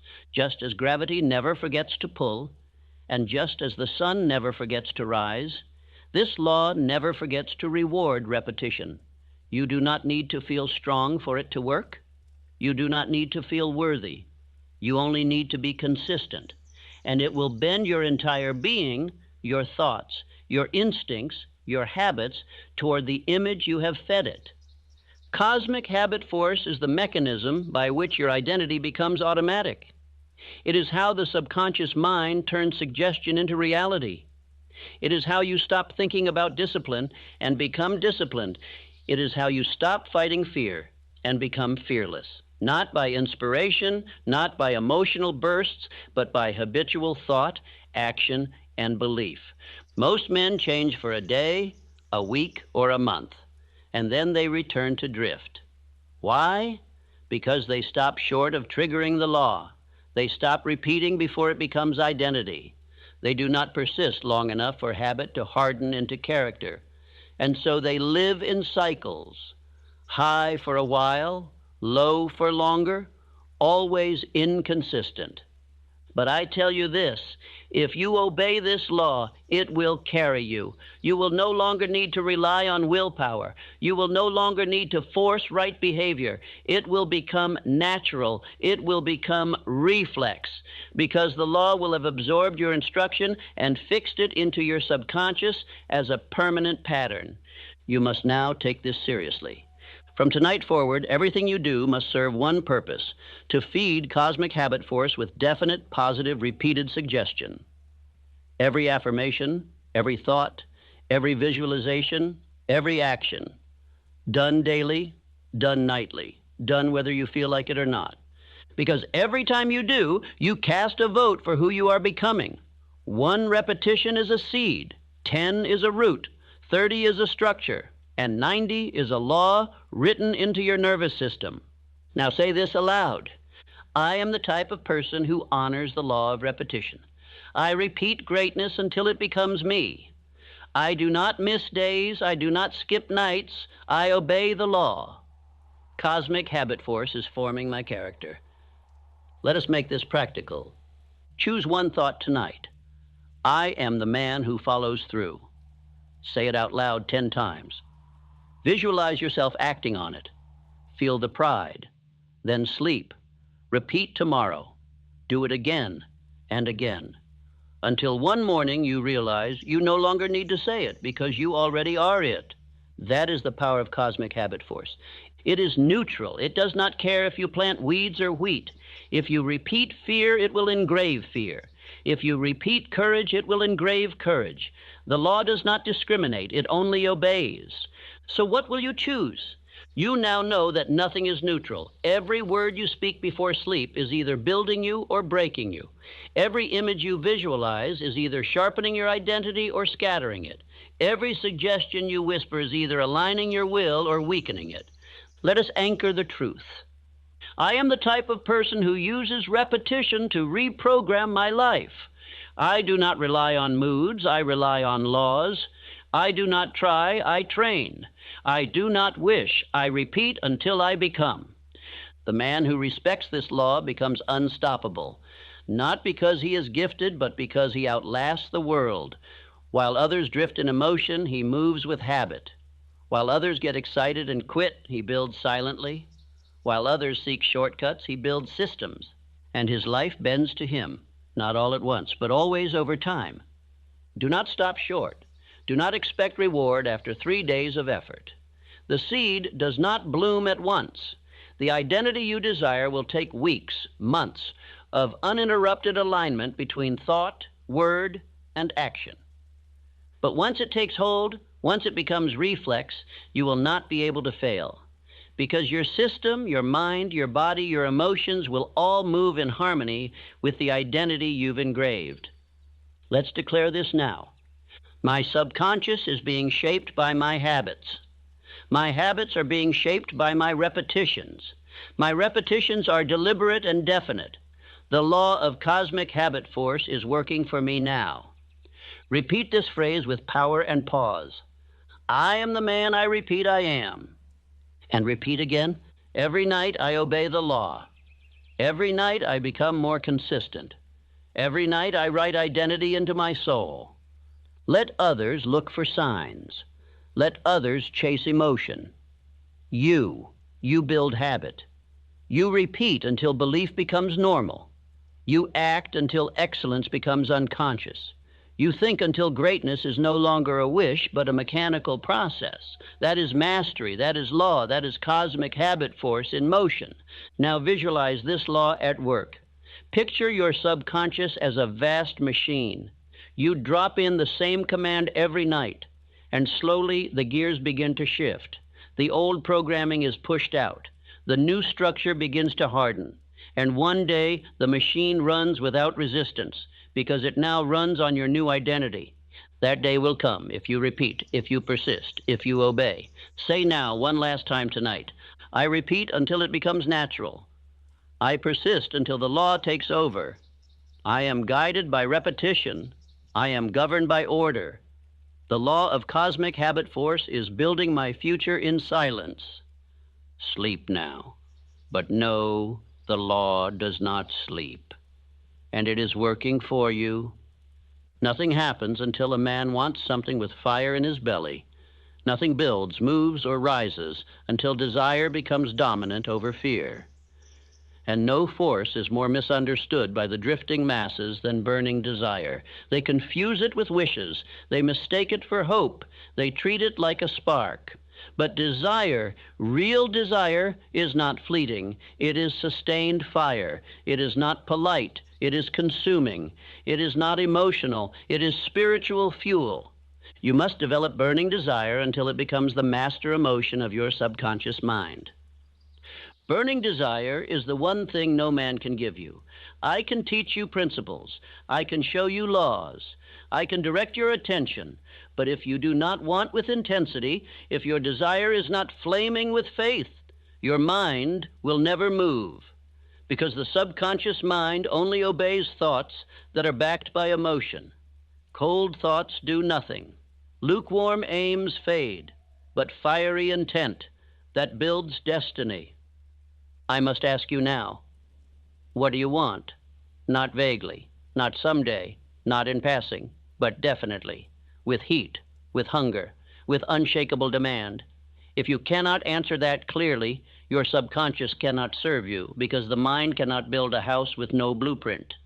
So tonight you must write it, declare it, feel it. You must say, this is what I want. I will not retreat. I will not negotiate. I will not forget. I demand this of myself. I demand this of life. Now speak this aloud. I am the type of person who moves with burning desire. I no longer wish, I demand. I no longer wait, I act. I no longer whisper, I declare. Desire must be specific. It must be spoken. It must be emotionalized. And above all, it must be repeated. Each night, each morning, each moment when your will begins to soften. Because if you do not feed your desire, the world will feed your doubt. Let me take you back. There was a young man, bold but unknown. He came to Andrew Carnegie and said, I want to be in your service. He did not ask for a position. He did not beg for approval. He came with a look in his eye, a fire in his voice, and a belief that would not yield. And Carnegie, one of the hardest men in industry, gave him a seat at the table. Why? Because burning desire speaks louder than credentials.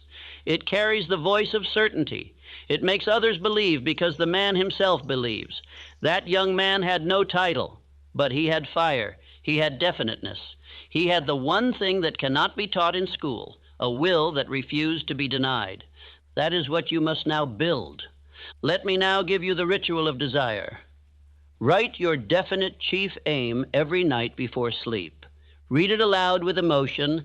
Close your eyes and see it as real. Say, this is mine. I am this man. I will have this life.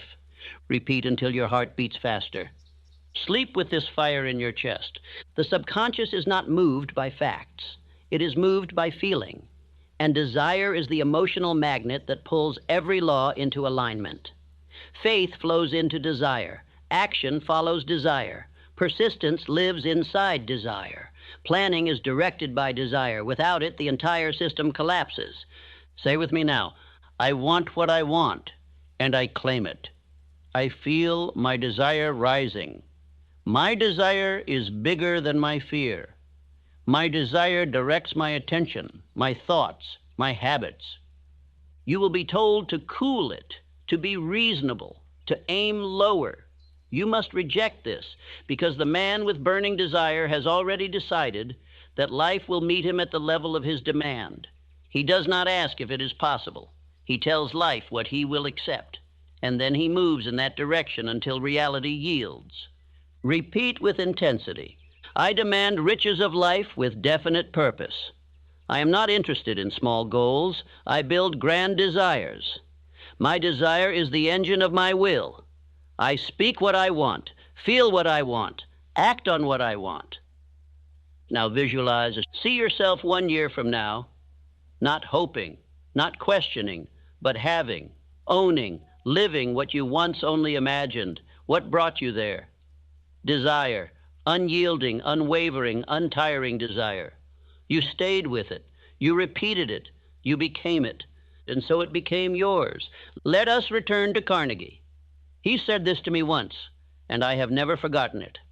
If a man can make up his mind to be something and stay with it long enough, the world must step aside. Even fate cannot hold him back. That is the spirit of burning desire. Let us now engrave it. I am the man who never lets desire fade. I am the man who revisits his goal nightly. I am the man who reads, speaks, and feels his purpose. I am the man who lights his soul on fire until the world reflects it. And understand this final law: desire becomes identity. Identity becomes habit. Habit becomes results. And results become your new reality. But it begins only when you stop wishing and start burning. There is a moment each evening after the world has gone quiet, after the lights have dimmed, after the noise has faded, where something sacred begins. Most men miss it. They fill it with distraction or idle talk, but the wise man, he enters the silence. Because silence is not absence, it is preparation. It is not emptiness. It is power unspoken. It is the atmosphere in which thought deepens, desire intensifies, and the subconscious becomes most impressionable. And if you learn to treat the night as sacred, your mind will become your greatest tool. Understand this. Every great transformation begins not in sound, but in silence. Before the action, there is decision. Before the declaration, there is thought. Before the outward success, there is inward stillness. And the man who honors the silence of the night trains himself to live from within, not from without. Most men fall asleep reacting. They bring the day with them, the arguments, the failures, the scrolling images. They lay their head down, but their mind is full of debris. And so their subconscious receives clutter, not command. It drifts instead of builds. And they wonder why their mornings feel heavy, why nothing changes. But you must do it differently. You must clear the room, quiet the noise, create a sacred atmosphere before rest. Do not speak unless it strengthens. Do not consume unless it instructs. Do not enter sleep without emptying your mind of all that is unworthy. Because silence is not just peace, it is the voice of order. Say this now. I am the type of person who ends the day in silence. I protect my mind from noise. I treat the night as my temple. What I allow in the silence becomes who I am. Let me guide you into this practice. Each night, 30 minutes before rest, step into silence. No music, no news, no distractions. Sit upright or lie down, but be present. Close your eyes. Breathe slowly. Begin to review your day, not in judgment, but in reflection. What did you think? What did you say? What did you allow? Then release what must go. Say, that thought is no longer needed.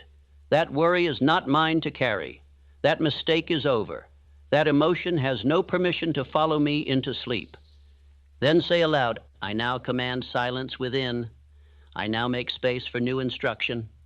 I now prepare my mind for mastery. In this space, speak your affirmations, but speak them softly, with reverence. This is no longer the noisy command of the day. This is the sacred voice of self-programming. Your mind will obey in silence what it resisted in noise. This is why monks speak little. This is why Edison sat in stillness. This is why Carnegie ended his evenings in total quiet, not for aesthetics, but for alignment, because only in silence can the inner voice rise. Only in stillness can the truth of desire echo.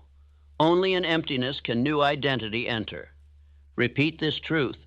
Silence is not passive, it is productive. In silence, I instruct my future.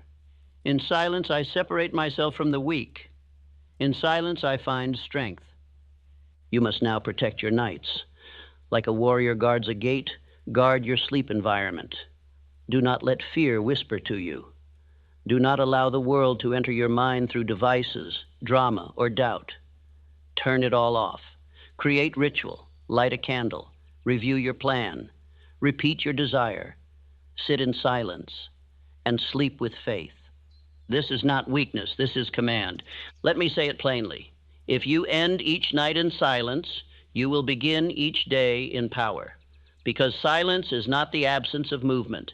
It is the preparation of direction. And direction is all a man needs. Say this now. I no longer fear the silence, I live in it. I no longer avoid stillness, I seek it. I am not a slave to noise, I choose what enters. The night belongs to me. The silence builds me. This is how leaders live. They rise before the world moves, and they retreat before the world distracts. They train their subconscious when it is most open, not in the chaos of midday, but in the sacred stillness of night. Every night, this is your ritual. Clear your space. Turn off all devices. Breathe deeply and sit in silence. Reflect on the day, then release it. Repeat your aim, your identity, your desire. Sit again in silence. Let the impressions deepen. Sleep with peace. Sleep with certainty. This is no longer optional. This is now who you are. And now say with certainty, my nights are not wasted. They are invested. My silence is not empty. It is rich with potential. While others sink into distraction, I rise into mastery.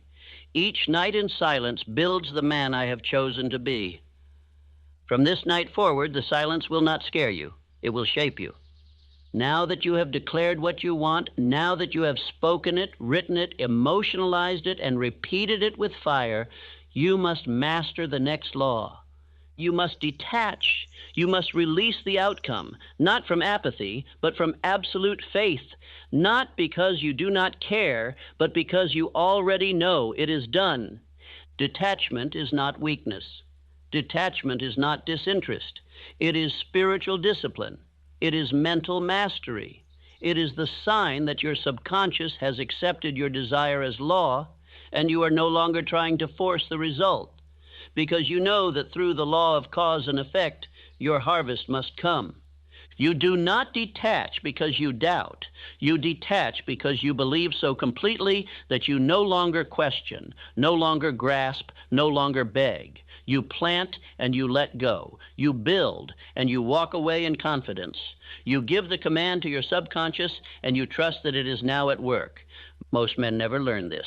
They speak their aim, and then they choke it with worry. They declare a goal, and then they cancel it by checking and measuring and doubting. They ask for results, and then live in anxiety. They have not detached. And so the subconscious receives conflicting orders.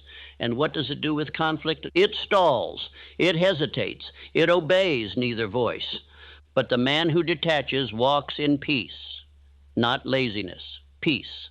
Not passivity, calm control.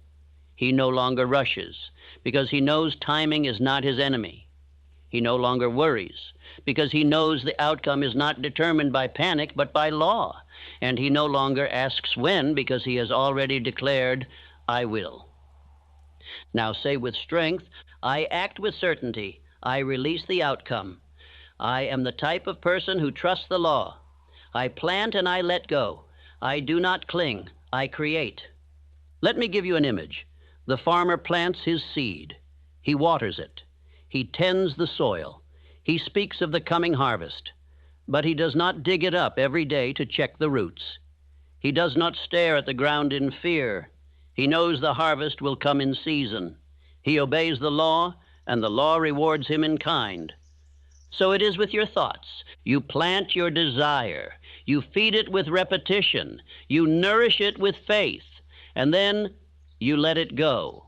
You trust that your subconscious, aligned with infinite intelligence, is now orchestrating people, circumstances, and timing in your favor. You no longer need to push. You only need to move in alignment. Say this again. I am the type of person who moves without desperation. I do not chase. I attract through discipline and belief. My results are certain. My timeline is in God's hands. I work the law. The law works for me. When you attach yourself to outcomes, you tighten your spirit. You become frantic. You begin to act from fear. And fear, once present, poisons the soil. It uproots your faith. It weakens your repetition. It clouds your clarity. It brings delay, not success. But when you let go, fully, finally, with peace, you become magnetic. People sense your strength. Circumstances respond to your composure. Decisions become easier. Actions flow, because your subconscious has no confusion. It has order. This is your instruction now. Each night, after you affirm your desire, after you repeat your definite chief aim, after you emotionalize it in your heart, sit still, breathe slowly, and say, "It is done.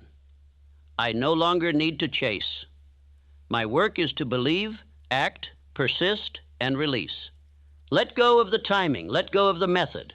Let go of the craving. And in that sacred silence, let the law take over." Think of Henry Ford. He did not pace his factories and worry. He gave the vision, built the system, trusted the method. He moved without panic. He made decisions quickly, clearly, and without emotional attachment to how others would respond. That is detachment with direction. Repeat with faith. I plant, I persist, I release. I am not desperate, I am definite. I do not panic, I trust. What I want is already mine in law. My only work is to walk into it. This is not passivity. This is not a license to relax. This is the highest form of inner power. You keep acting, keep speaking, keep building, but now without gripping. And that makes you light. That makes you clear. That makes you unstoppable. Detach from outcomes. Stay loyal to process. Detach from timelines. Stay loyal to structure. Detach from applause. Stay loyal to purpose. Detach from fear. Stay loyal to faith. And when the world asks, "Why aren't you rushing?" you will answer, "Because I have already won. The result is inevitable." Let us close with your nightly detachment ritual. Speak your chief aim aloud. Emotionalize it, visualize it. Say, "It is done." Breathe deeply. Release tension. Affirm, "I act in faith. I do not chase. I sleep in peace because I planted with power. My subconscious knows what to do. I am no longer waiting. I am becoming." And now you sleep, not with pressure, but with peace. There is one transformation greater than all others. It is not the change in bank account or the home you build or the recognition you receive. Those are effects, reflections, byproducts. The greatest change, the only change that lasts, is the transformation of identity. And the greatest tool to do this is autosuggestion. Autosuggestion is the bridge between thought and reality. It is the language of the subconscious mind. It is how you hand a command to the infinite within you and say, "Build this, make this real, reshape who I am." You do not become successful by chasing success. You become successful by becoming the kind of man who is no longer capable of failing. And that begins by telling yourself, every day, every night, in silence and in speech, who you are becoming. Most men speak to others more than they speak to themselves. Most men repeat complaints more than commands. They rehearse the old story. They replay the old identity. They say, "I always mess this up. I'm not good at this. That's just how I am." And so the subconscious obeys, and it keeps them right there. But you are now a man of self-declaration. You no longer repeat the old self. You do not identify with the past. You do not reinforce weakness. You speak only what is building you into the man you have decided to be. Autosuggestion is not superstition. It is spiritual engineering. Each night before sleep, your mind is wide open. Your resistance is down. Your body is relaxed. Your subconscious is listening. And this is your moment. You must speak identity into yourself, not as hope, but as command. Now say with strength, I am the type of person who follows through. I am the type of person who moves with clarity and decision. I am disciplined, certain, and resilient. I no longer identify with the man I used to be. Your old self is not your true self. It was built by years of unconscious suggestion, fear, failure, excuses, criticism. But now you are choosing yourself, constructing it, speaking it, repeating it. And the law says whatever is repeated with feeling must be accepted by the subconscious. That is identity transmutation. You take one belief and you burn it out. You replace it with a new declaration and you speak it nightly. You repeat it until your voice and your soul say it in unity. And soon, it is no longer what you're trying to believe. It is who you are. Let me show you what this sounds like. Old thought, I'm not consistent. Transmuted suggestion, I am the type of person who does what he says, every time. Old thought, I get overwhelmed. Transmuted suggestion, I break down every problem into clear, simple actions and I move. Old thought, I don't finish what I start. Transmuted suggestion, I am a finisher. I do not quit. I complete every task I touch. You are not lying to yourself. You are deciding who you are, and you are repeating it until your subconscious obeys. Now repeat after me. Each night I give myself new instructions. Each word I speak becomes identity. My voice is law. My word is instruction. I am not who I was. I am who I repeat I am. This is why repetition matters. No man changes through information alone. He changes through saturation, through repetition, through programming. And autosuggestion is how you program identity. You choose the words, you choose the tone, you choose the belief, and then you never stop repeating it. Write this down. Tonight, I choose one sentence, one new identity. I write it, I repeat it 10 times, I emotionalize it. I speak it until I believe it. I speak it until I become it. And I do this not for a week, not for a month, but until it is truth. Here are your affirmations now. I am no longer the man who doubts. I am the man who decides. I am no longer the man who waits. I am the man who acts. I am no longer the man who questions himself. I am the man who speaks with authority. My identity is no longer a memory. It is a design. Let this burn into your subconscious. I become what I say. I become what I repeat. I become what I emotionally believe. That is the essence of all change. That is the soul of autosuggestion. That is the tool you now wield, night after night, until the work is done. So tonight, you do not simply fall asleep. You speak, you program, you command, and you wake up a step closer to your chosen self. Now that you've started this journey, now that you've planted the seed, repeated the command, visualized the outcome, and declared your identity, you must not quit. You must never quit. Not when it feels slow. Not when your emotions dip. Not when the world tells you nothing is happening. Because the truth is this, all transformation happens in silence before it shows up in substance. The roots grow before the fruit ever appears. And most men fail because they walk away 3 feet from gold. I've seen this too many times. A man begins with fire. He speaks his aim, feels it, writes it down, affirms it each night. He feels strong for a week, maybe 2, but then comes resistance, a dry day, an unanswered prayer, a moment where nothing visible changes. And so he makes the fatal mistake. He decides it isn't working. And so he stops. And the process dies, not because it was wrong, but because he didn't persist long enough for the law to reveal the reward. But you will not stop. You will not interrupt the law. You will not let temporary silence rob you of permanent change.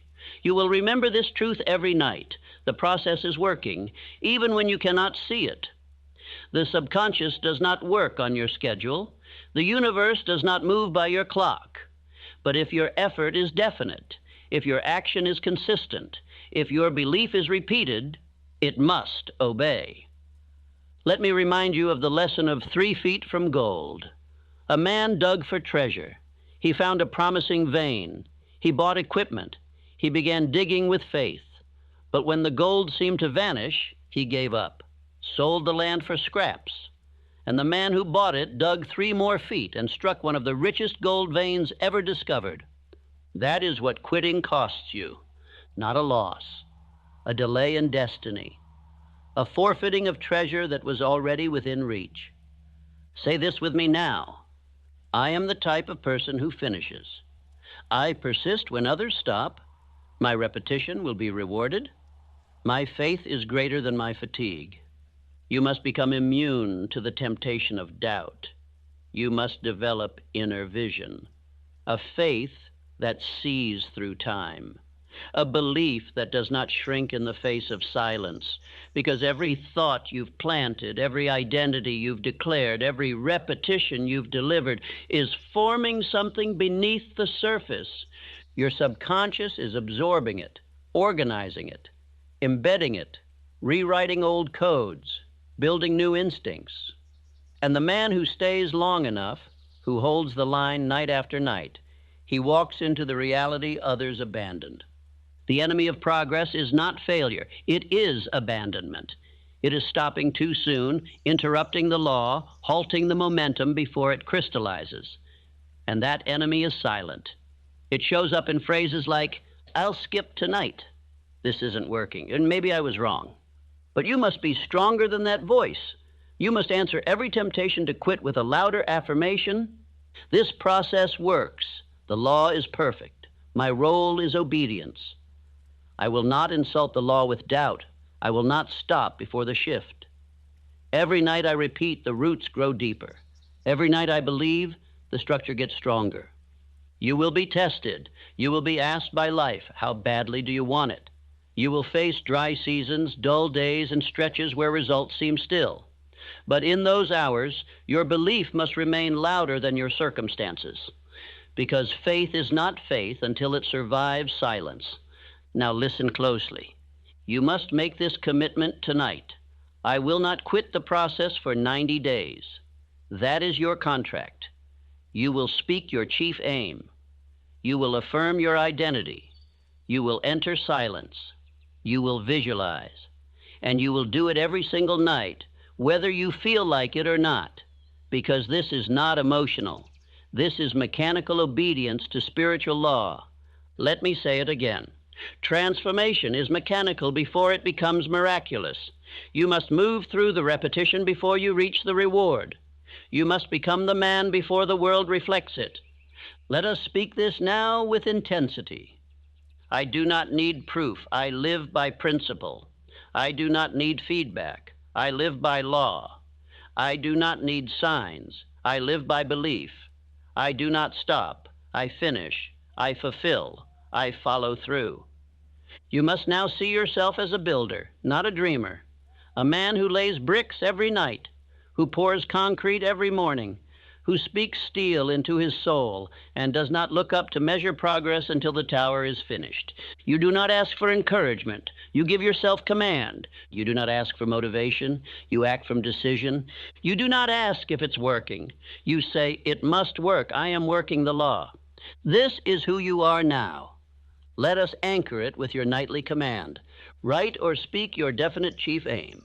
Say, I am the man who follows through. Close your eyes. Visualize the outcome. Say, the process is working. I do not need proof. Sit in silence. Release expectation. Affirm belief. Say, I finish what I start. I persist until it becomes reality.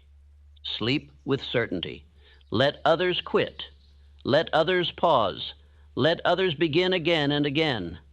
But you are becoming unbreakable through consistency. You are becoming untouchable through ritual. You are becoming inevitable through obedience to process. Say this now and say it loud. I do not quit the process. I persist when nothing shows. I believe when others doubt. I act without needing applause. I repeat until the result is permanent. That is your oath. That is your power. That is your identity now. Nothing works without desire. Not one principle in this entire philosophy means anything unless it is set on fire by the one force that separates the powerful from the average, the certain from the drifting, the master from the forgotten, and that force is burning desire. It is not a feeling. It is not a wish. It is not the kind of shallow yearning that flickers and dies when pressure appears. No. Burning desire is a spiritual flame that consumes every excuse, outlasts every obstacle, and keeps a man moving when all the world seems asleep. It is the starting point of all achievement. It is the one thing that cannot be borrowed, cannot be taught, and cannot be given. You must ignite it yourself. And once it is alive in you, no man, no failure, no fear can stop you.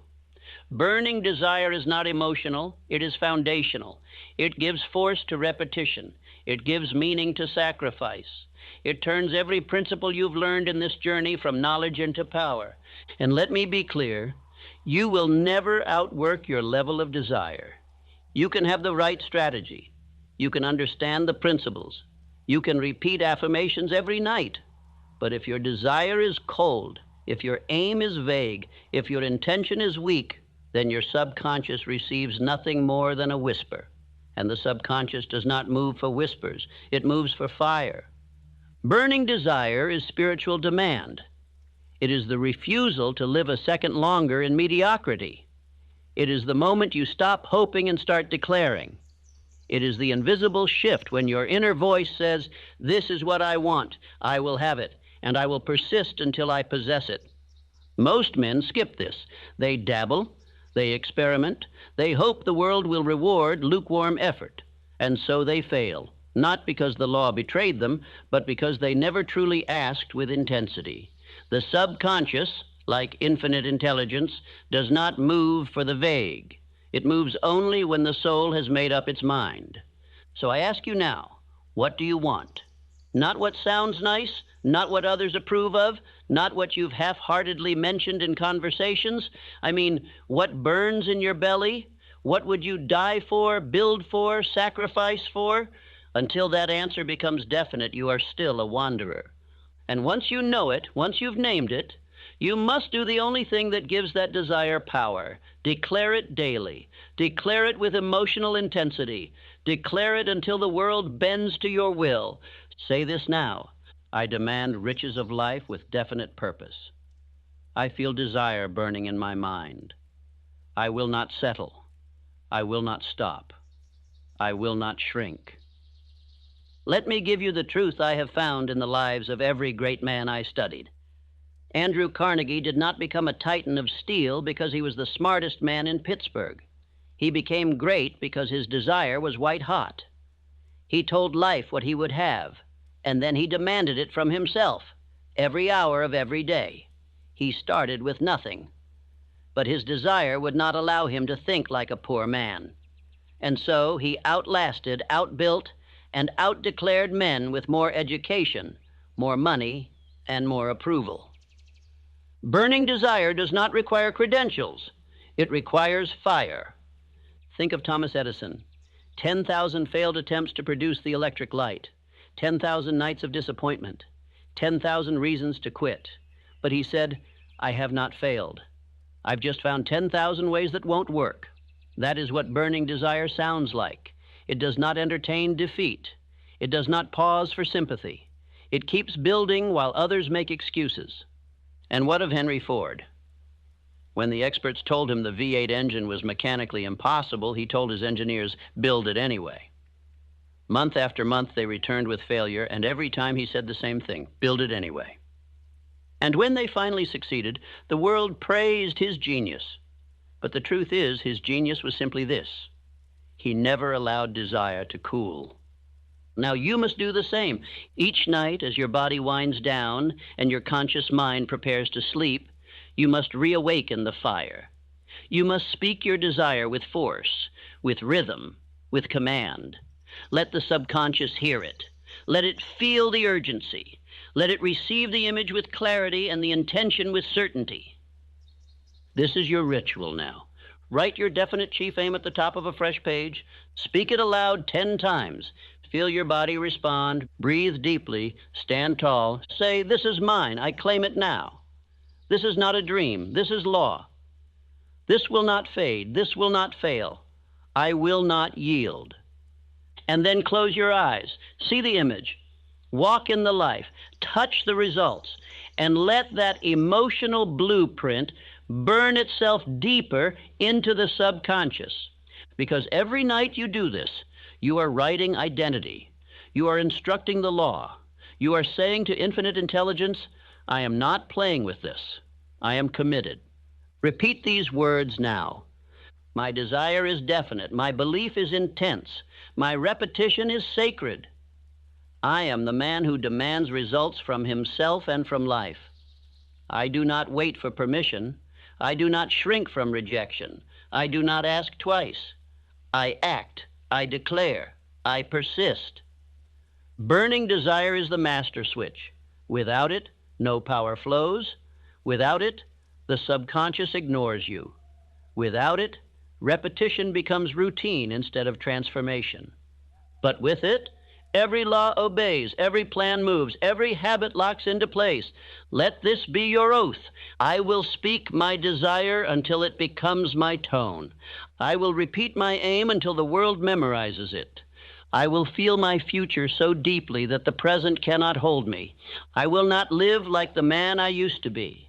I will build the man I demand to be. And now declare again, I demand riches of life with definite purpose. I feel desire burning in my mind. I will not settle. I will not stop. I will not shrink. Say this every night. Say it when no one watches. Say it until your voice and your belief are one. Say it until your desire is no longer an emotion, but an identity. Now that your desire is burning, now that your chief aim is alive in you, not as a thought but as a fire, you must protect the atmosphere in which it grows. You must understand the sacred importance of where and how you plant your thoughts. And there is no holier ground, no more fertile hour than the final moments of your day. The night is sacred, and silence is the gatekeeper of power. Most men fall asleep to noise. They give their final attention to voices that are not their own, arguments, distractions, flashing lights, and empty chatter. They enter rest with minds cluttered, hearts scattered, and thoughts left to drift in 1,000 directions. And so the subconscious, waiting for instruction, receives only chaos. And when the subconscious receives chaos, it obeys chaos. But you are no longer like most men. You are no longer a servant of distraction. You are a master of command, and a master understands this. The subconscious mind does not speak English.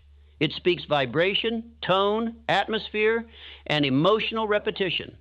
And the atmosphere of silence is its most receptive temple. You must treat the night like a place of worship, not a time to collapse, not a time to be entertained, a time to build, a time to instruct, a time to focus your mental force without the interference of the world. Let me say it again with absolute clarity. Silence is not the absence of sound. Silence is the presence of self-control. In the quiet, your inner voice becomes clearer. Your imagination gains authority. Your affirmations become more potent. Your identity becomes sharper, and your desire becomes bolder. Silence magnifies everything you've planted. Now here is your practice.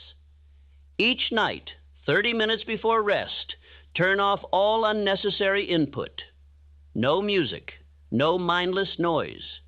You must create a sacred chamber around you, even if you are in a small room or a crowded home. You must take control of your immediate space. Dim the lights. Sit still. Let the day fade from your nervous system. Let the old energy release from your body. and do not speak unless it is in alignment with your definite purpose. Because in the stillness, you are not doing nothing. You are doing the most powerful work of all. You are programming your inner world. Say this now. Silence is not absence. It is alignment. When the world sleeps, I rise inward. When all is quiet, I give command. This silence is my temple. I build myself here. Let me tell you why the night matters most. During the day, your conscious mind is bombarded. Thousands of suggestions, emotions, noises, distractions. You must defend yourself constantly. But at night, the gate weakens. The body softens. The resistance fades. And this is your opening. The subconscious becomes fertile. The soil opens. And if you enter this hour with power, you will plant instructions that no resistance can block. But if you enter this hour with chaos, the world will keep writing your story. And so you must now become a man of nightly silence. Not once, not sometimes, always. This is how you rise in the dark. Now repeat after me. I protect my final hour. I do not surrender my mind to noise. The silence builds my strength. In the quiet, I give my soul new orders. Let me be more specific. Your subconscious does not need volume. It needs precision. It does not require speeches. It requires repetition in peace. When you enter sleep with silence, your instructions are carved deeper. The image you held becomes clearer. The identity you affirmed becomes more believable. And the future you desire begins to form with structure, not fantasy. Most men fill the night with distraction because they fear facing themselves. But you face yourself with honor. You meet the silence like a builder meets his blueprint. You sit with your thoughts like an architect with his design. You speak to yourself not as a beggar, but as a master. Say this with absolute conviction. I am the type of person who ends every day with authority. My final hour is mine. I do not give it away. The world does not close my day, I do. I enter rest not by collapse, but by command. Let me give you your nightly silence structure. Clear the environment. No noise, no unnecessary light, absolute intention. Sit in stillness. For 5 minutes, do nothing but breathe. Let your thoughts slow. Visualize your chief aim. Say it softly. Picture it fully. Repeat it silently. Affirm your identity. Speak your chosen self aloud once or twice. No more. Let it land. Close your eyes. Let the silence deepen. Let your nervous system absorb the image. Say nothing more. Sleep peacefully. Let the law work now. And do this every single night, because if you give the night to silence, the day will obey your instruction. The man who enters rest with power awakens with clarity. The man who treats the night as sacred builds days others can only envy. The man who retreats into silence does not escape. He constructs. And the man who repeats this without fail becomes inevitable. Say these final affirmations now. Silence is where I rewire my destiny. I build myself in quiet repetition. My nights belong to purpose, not pleasure. The silence before sleep is the loudest command of my life. Tonight you return to yourself, and tonight you retreat not from the world, but into your vision. Tonight you become untouchable, not because the world got easier, but because you got quiet. Now that you have written your chief aim, spoken it with burning desire, and planted it in the silence of the night, you must master one final truth before the harvest begins. You must detach. Yes, you must believe. Yes, you must act. Yes, you must repeat, persist, declare, and visualize. But you must also release, let go, step back from the outcome with confidence. Because the seed cannot grow if you keep digging it up to check its roots. Detachment is not surrender. It is not apathy. It is certainty in action. It is belief so strong you no longer need reassurance. It is walking forward without needing to see the finish line every hour. It is emotional maturity. It is faith without grasping. It is the invisible law of spiritual composure. And without it, Even the greatest desire is choked by anxiety. Most men kill their own progress by returning to the field every morning with panic in their eyes. They ask, "Where is it? Why hasn't it come? Why is nothing happening?" And in those questions, they cancel the work of the subconscious. They introduce contradiction. They say they believe, but their fear says otherwise. And the subconscious, unable to follow two masters, obeys only one, emotion. And when the dominant emotion is fear, even the most perfect plan begins to decay. You must now rise above this tendency. You must become a man of inner detachment, one who moves forward with absolute belief, one who gives the order, takes the action, and then sleeps with peace. You do not grasp. You do not check. You do not chase. You work. You believe. You release. Say it now. I plant, I persist, I let go. What I have declared is already mine. I am not attached to the outcome. I am devoted to the law. Detachment is not weakness. It is power under control. It is the refusal to demand immediate results like a child. It is the spiritual discipline of the builder who knows the house is rising brick by brick, even if he does not see the rooftop yet. Let me show you how great men lived by this law. Andrew Carnegie did not rush. He built steadily, with belief in the system he created. When men questioned him, he did not waver. He knew that time was not the enemy of success. Impatience was. Henry Ford did not beg for recognition. He did not release his inventions in panic.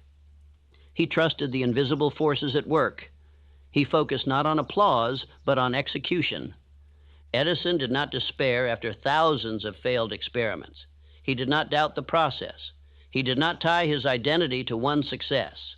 He gave the command, worked the method, and trusted the result. This is how you must now walk through life. You speak the aim. You repeat the identity. You take the daily action. And then you say, "It is done," and you move. Not with worry, not with desperation, with faith. Say this with full authority. I no longer ask if it's working. I know it is. I do not beg life for results. I command them with belief. I do not measure every step. I move with purpose. I do not need to feel it every day. I persist anyway. Detachment is not giving up. It is giving over. You release your demand for control, and in doing so, you gain total spiritual control. You do not need to micromanage the universe. You only need to repeat your command until it becomes fact. So here is your new posture. Each night, after you speak your definite aim, after you visualize it and affirm it, after you've emotionally charged the image and instructed the subconscious, sit in stillness and then say, "Now I release. Now I trust. Now I sleep, not because I've done enough, but because I've done what is required." And then you go to rest, not in fear, but in finality. You no longer clutch your goal with desperation. You no longer chase results like a beggar. You have become the man who knows the law works if I do not interrupt it. Say this again. I do not interrupt the law. I do not question what I've declared. I do not shrink when progress is silent. I do not flinch when results delay. You now belong to a rare breed of men, men who are unmoved by temporary silence, men who work the law, not their emotions, men who walk with composure even before the proof arrives, men who do not quit, not because it's easy, but because they know what they've planted cannot be denied. Now take this truth into your subconscious. You must work with desire, but rest with faith. You must command your identity, but release the timing. You must move with decision, but detach from the applause. You must never stop the process, but you must stop interfering with it. Say this final sequence before sleep. I have spoken, I have planted, I have believed. What I want is mine.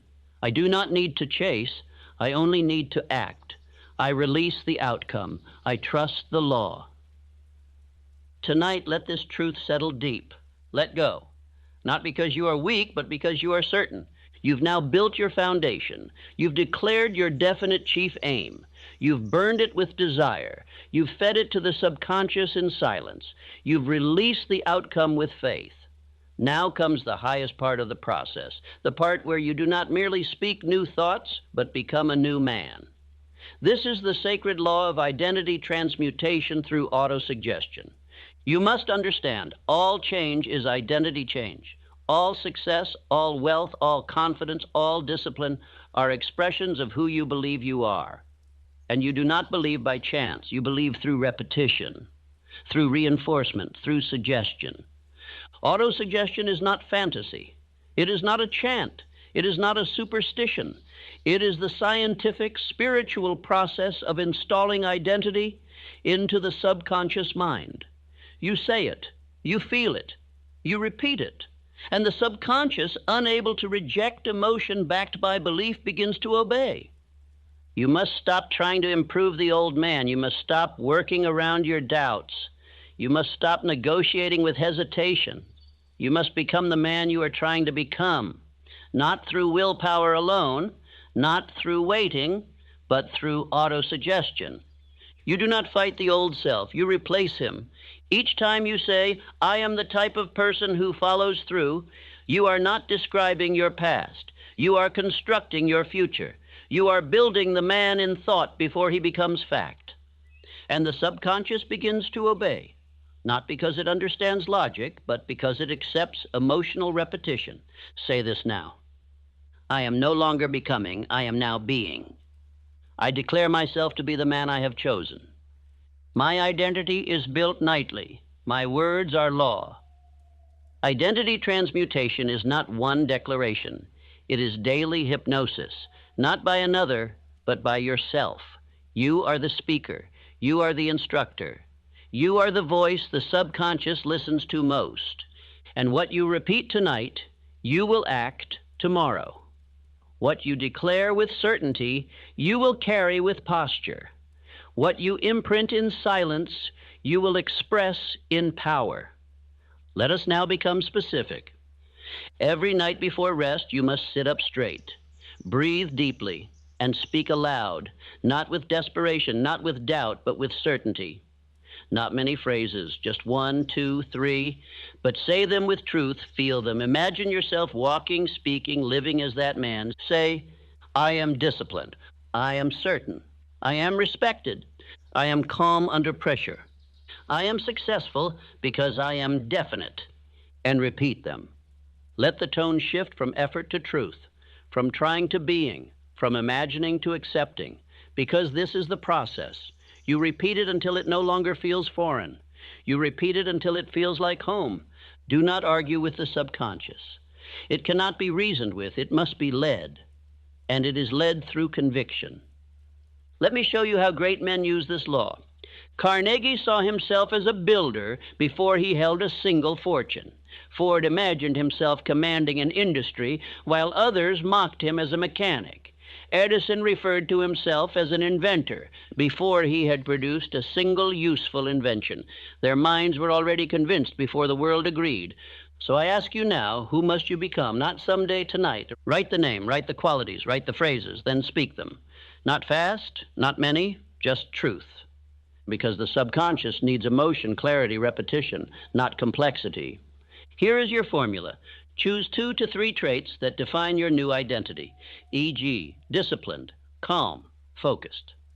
Create a phrase for each, e.g., I am the type of person who acts with calm precision. Speak each phrase 10 times, slowly, with feeling. See yourself as that man, walking, speaking, thinking, moving. Go to sleep in the image of that man. Do this every night without exception. This is the true alchemy, not turning lead into gold, but turning fear into certainty, doubt into posture, hope into identity, through the consistent, emotional, disciplined use of autosuggestion. Let us repeat now. I am the type of person who keeps his word. I am the type of person who commands his thoughts. I am the type of person who does not flinch under pressure. I am the type of person who executes what he imagines. This is your new programming. The old identity cannot live here anymore. You will not speak in weakness. You will not repeat limitation. You will not accept the lies you used to tell yourself. You will write new truth, speak new truth, become new truth.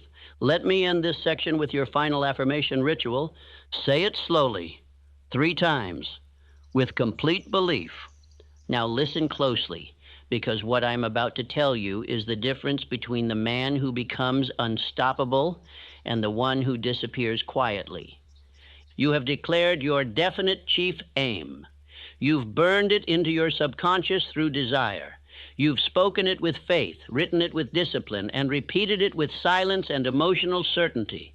You've begun the sacred process of identity transmutation, replacing the old self with the man of purpose and precision. But there is one final law before the harvest begins. You must not quit. Do not quit the process. Do not interrupt the law. Do not abandon the system you've now set in motion, because the law is working even when you do not see it. The mind is absorbing even when you feel nothing.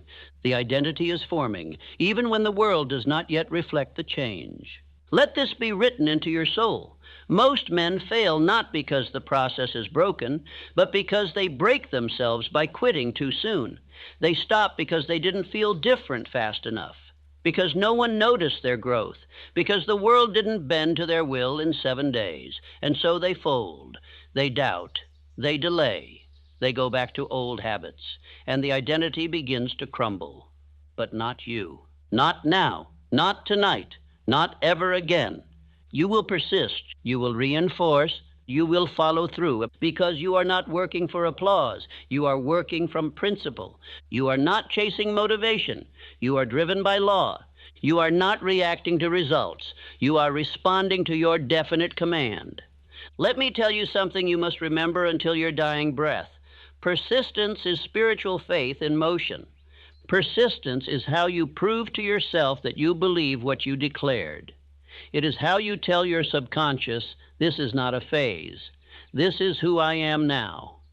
Every time you return to the routine, every time you repeat the command, every time you visualize, speak, and sit in silence, you are not just programming your mind. You are proving to it that the change is permanent. And that proof, repetition with belief, is what creates new instinct, new reaction, new reality. Let me now tell you the story of a man who quit too soon. He bought a plot of land. The report said there was gold in the earth.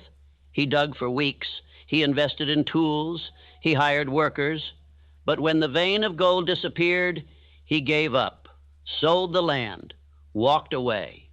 The new owner brought in a geologist, dug 3 more feet, and struck the richest gold vein in Colorado history. That man walked away 3 feet from gold, not because he lacked tools, not because the gold was gone, but because he quit the process right before the reward. This is how close most men are, and this is why most men never see the life they were meant to live. But you will not quit. Now listen carefully, because I am going to give you the most important nightly exercise you will ever do. You will do this for 90 days without missing a single night. Not one. Not for distraction, not for fatigue, not for excuses. You will do this because this is who you are now. Step 1, sit up in silence. Before lying down, sit up on your bed, back straight, lights low, no phone, no screen. This is your command posture. This is your seat of power. You are not collapsing into sleep. You are instructing the subconscious with certainty. Say aloud, I do not go to sleep with drift. I go to sleep with direction. Step 2, speak your definite chief aim. Repeat it aloud, slowly, clearly, with emotion. Do not just say the words, feel them. Each word must carry energy. Your subconscious cannot reject repetition spoken with belief. Say, I fully realize that no wealth or position can long endure unless built upon truth and justice. And continue until you've completed your aim in full. You must write it and memorize it. If not, read it clearly. Step 3, declare your identity. Speak the identity that supports your aim, not as desire, but as truth. Example, I am the type of person who acts immediately. I am disciplined and focused. I am the kind of man who finishes everything he starts. Speak 3 to 5 identity commands with full conviction. Repeat each one 3 times. Step 4. Visualize the man you are becoming. Close your eyes. Picture yourself in full form, walking, standing, speaking, commanding. Do not rush. See his posture, feel his voice, breathe as he breathes, live in the moment of success before it arrives. Then say, this is who I am now. This is not the future, this is the present. Step 5, anchor the process with repetition. Repeat the following core autosuggestions 5 times each. While I sleep, my future is forming. I program my identity every night. What I see, I become. What I say, I build. I persist until success becomes my nature. Let the rhythm sink in. Don't rush. Say them with presence. Step 6, affirm unbreakable persistence. This is where you anchor the vow that separates you from every man who stops. Say with fire, I do not quit. I finish what I start. I persist whether I feel it or not. I obey the law of repetition. I follow through every night. And then declare that this is night 10 of 90. Track your streak. Say the number. Own the progress. Step 7, sleep in total certainty. Now lie back. No more speaking. Breathe deeply. Smile. The law is working. Your command has been given. You have done the real work. Let the mind obey now. Repeat mentally as you fade. I sleep to rise greater. I sleep as the man I declared. Now listen, this is not a game. This is your final layer of character. This is the cement that locks your new identity into place. Do not miss a night. Do not let emotion interrupt the system. Do not make excuses for distraction. Do not seek motivation. Honor the vow. If you fall, start the streak again. But if you can go 90 nights without failure, you will never be the same again. Your subconscious will accept your command as absolute identity. You will walk differently, speak differently, work differently, live differently, because you are no longer hoping to become. You are persisting into the man you already declared. Now repeat these words slowly. I do not quit the process. I repeat the command until it becomes my character. I obey the law because I believe in the law. I persist when others fade. I follow through because this is who I am now. Let this final truth settle into your soul. The world does not reward you for starting. It rewards you for finishing. And you, my friend, you are the man who finishes. You have come to the end, but not the end of knowledge, not the end of effort, not the end of your journey. You have come to the end of drift. You have come to the edge of hesitation. And now you stand at the doorway to a new self, a self built night by you. The old man is no longer in charge. He does not speak for you. He does not wake up with you. You have silenced him with ritual. You have replaced him with a commander. And now you are that commander.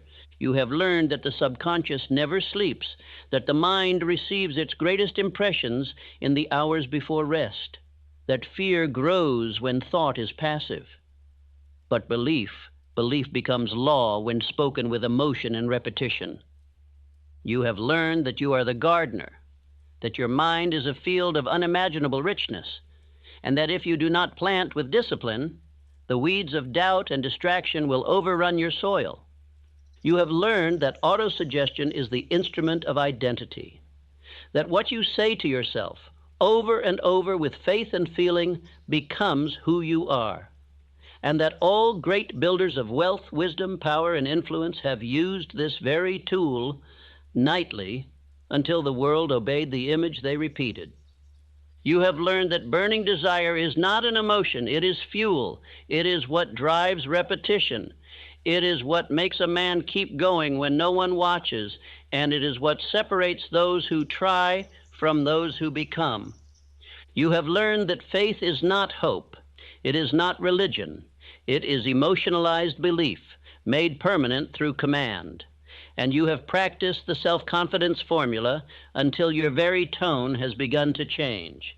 You have learned that controlled attention is magnetic, that scattered minds repel success, but focused thought pulls wealth, clarity, and power into your experience. You have built the skill of concentrating on one idea night after night until it begins to dominate your consciousness. You have sat with your master mind. You have entered sacred silence. You have visualized your definite chief aim. You have replaced fear with definite thought. You have instructed your subconscious with new commands, written with precision, spoken with conviction. And above all, you have not quit. You have persisted. You have returned. You have built this identity not with noise, but with discipline. And now you are no longer a man becoming someone else. You are the man you declared, and the world, slowly but surely, will rise to meet your new posture. Now we will seal this transformation with the final ritual, the nightly act that brings all parts of the philosophy into one clear command. It will be simple, but it must be done every night without fail for the rest of your life. Because success is not a moment, it is a habit. Greatness is not an emotion, it is a rhythm. And your future is not a secret, it is a system. Let us begin. Nightly ritual, the 5-part practice. 1. The clearing, clear your space. Clear your mind. Turn off the day, close the doors. This hour belongs to you. Light a candle. Dim the lights. Say aloud, this is my hour. I give this hour to my identity. I honor this time with stillness and strength. 2. The declaration, speak your definite chief aim. Slowly, with emotion. Speak it until you feel it. Speak it until it burns. Do not recite it flatly. Say it like your future depends on it, because it does. I fully realize that no wealth or position can long endure unless built upon truth and justice. Complete your full written aim aloud. 3. The visualization. Close your eyes. Breathe deeply. See the life you have declared. See yourself in motion, walking in that life, feeling the results, owning the outcome. Say, I see the man I've become. I am that man now. This vision is not someday. It is instruction. 4. The command of identity. Now speak identity with clarity. Say who you are. Say it with finality. Do not ask. Do not hope. Declare. I am the type of person who follows through. I am the type of person who lives with purpose. I am the type of person who finishes what he starts. I am the type of person who commands his mind and respects the law. 5. The final affirmation sequence. Now speak the final lines. These are your closing words. This is the programming your subconscious will obey while your body rests. Let these 5 truths echo until sleep takes you. Say, I am clear. I am confident. I am powerful. I build success every night. I sleep to rise greater. Repeat them again. I am clear. I am confident. I am powerful. I build success every night. I sleep to rise greater. One more time, slower. With complete faith, I am clear. I am confident. I am powerful. I build success every night. I sleep to rise greater. And now, rest. Let the law work. Let the subconscious build. Let infinite intelligence do what it always does when you obey with faith, repetition, and discipline. You are not asleep. You are becoming. You are not drifting. You are rising. You are not hoping. You are creating through law, through ritual, through power. This is how a man builds the life he deserves. And you, my friend, are that man now.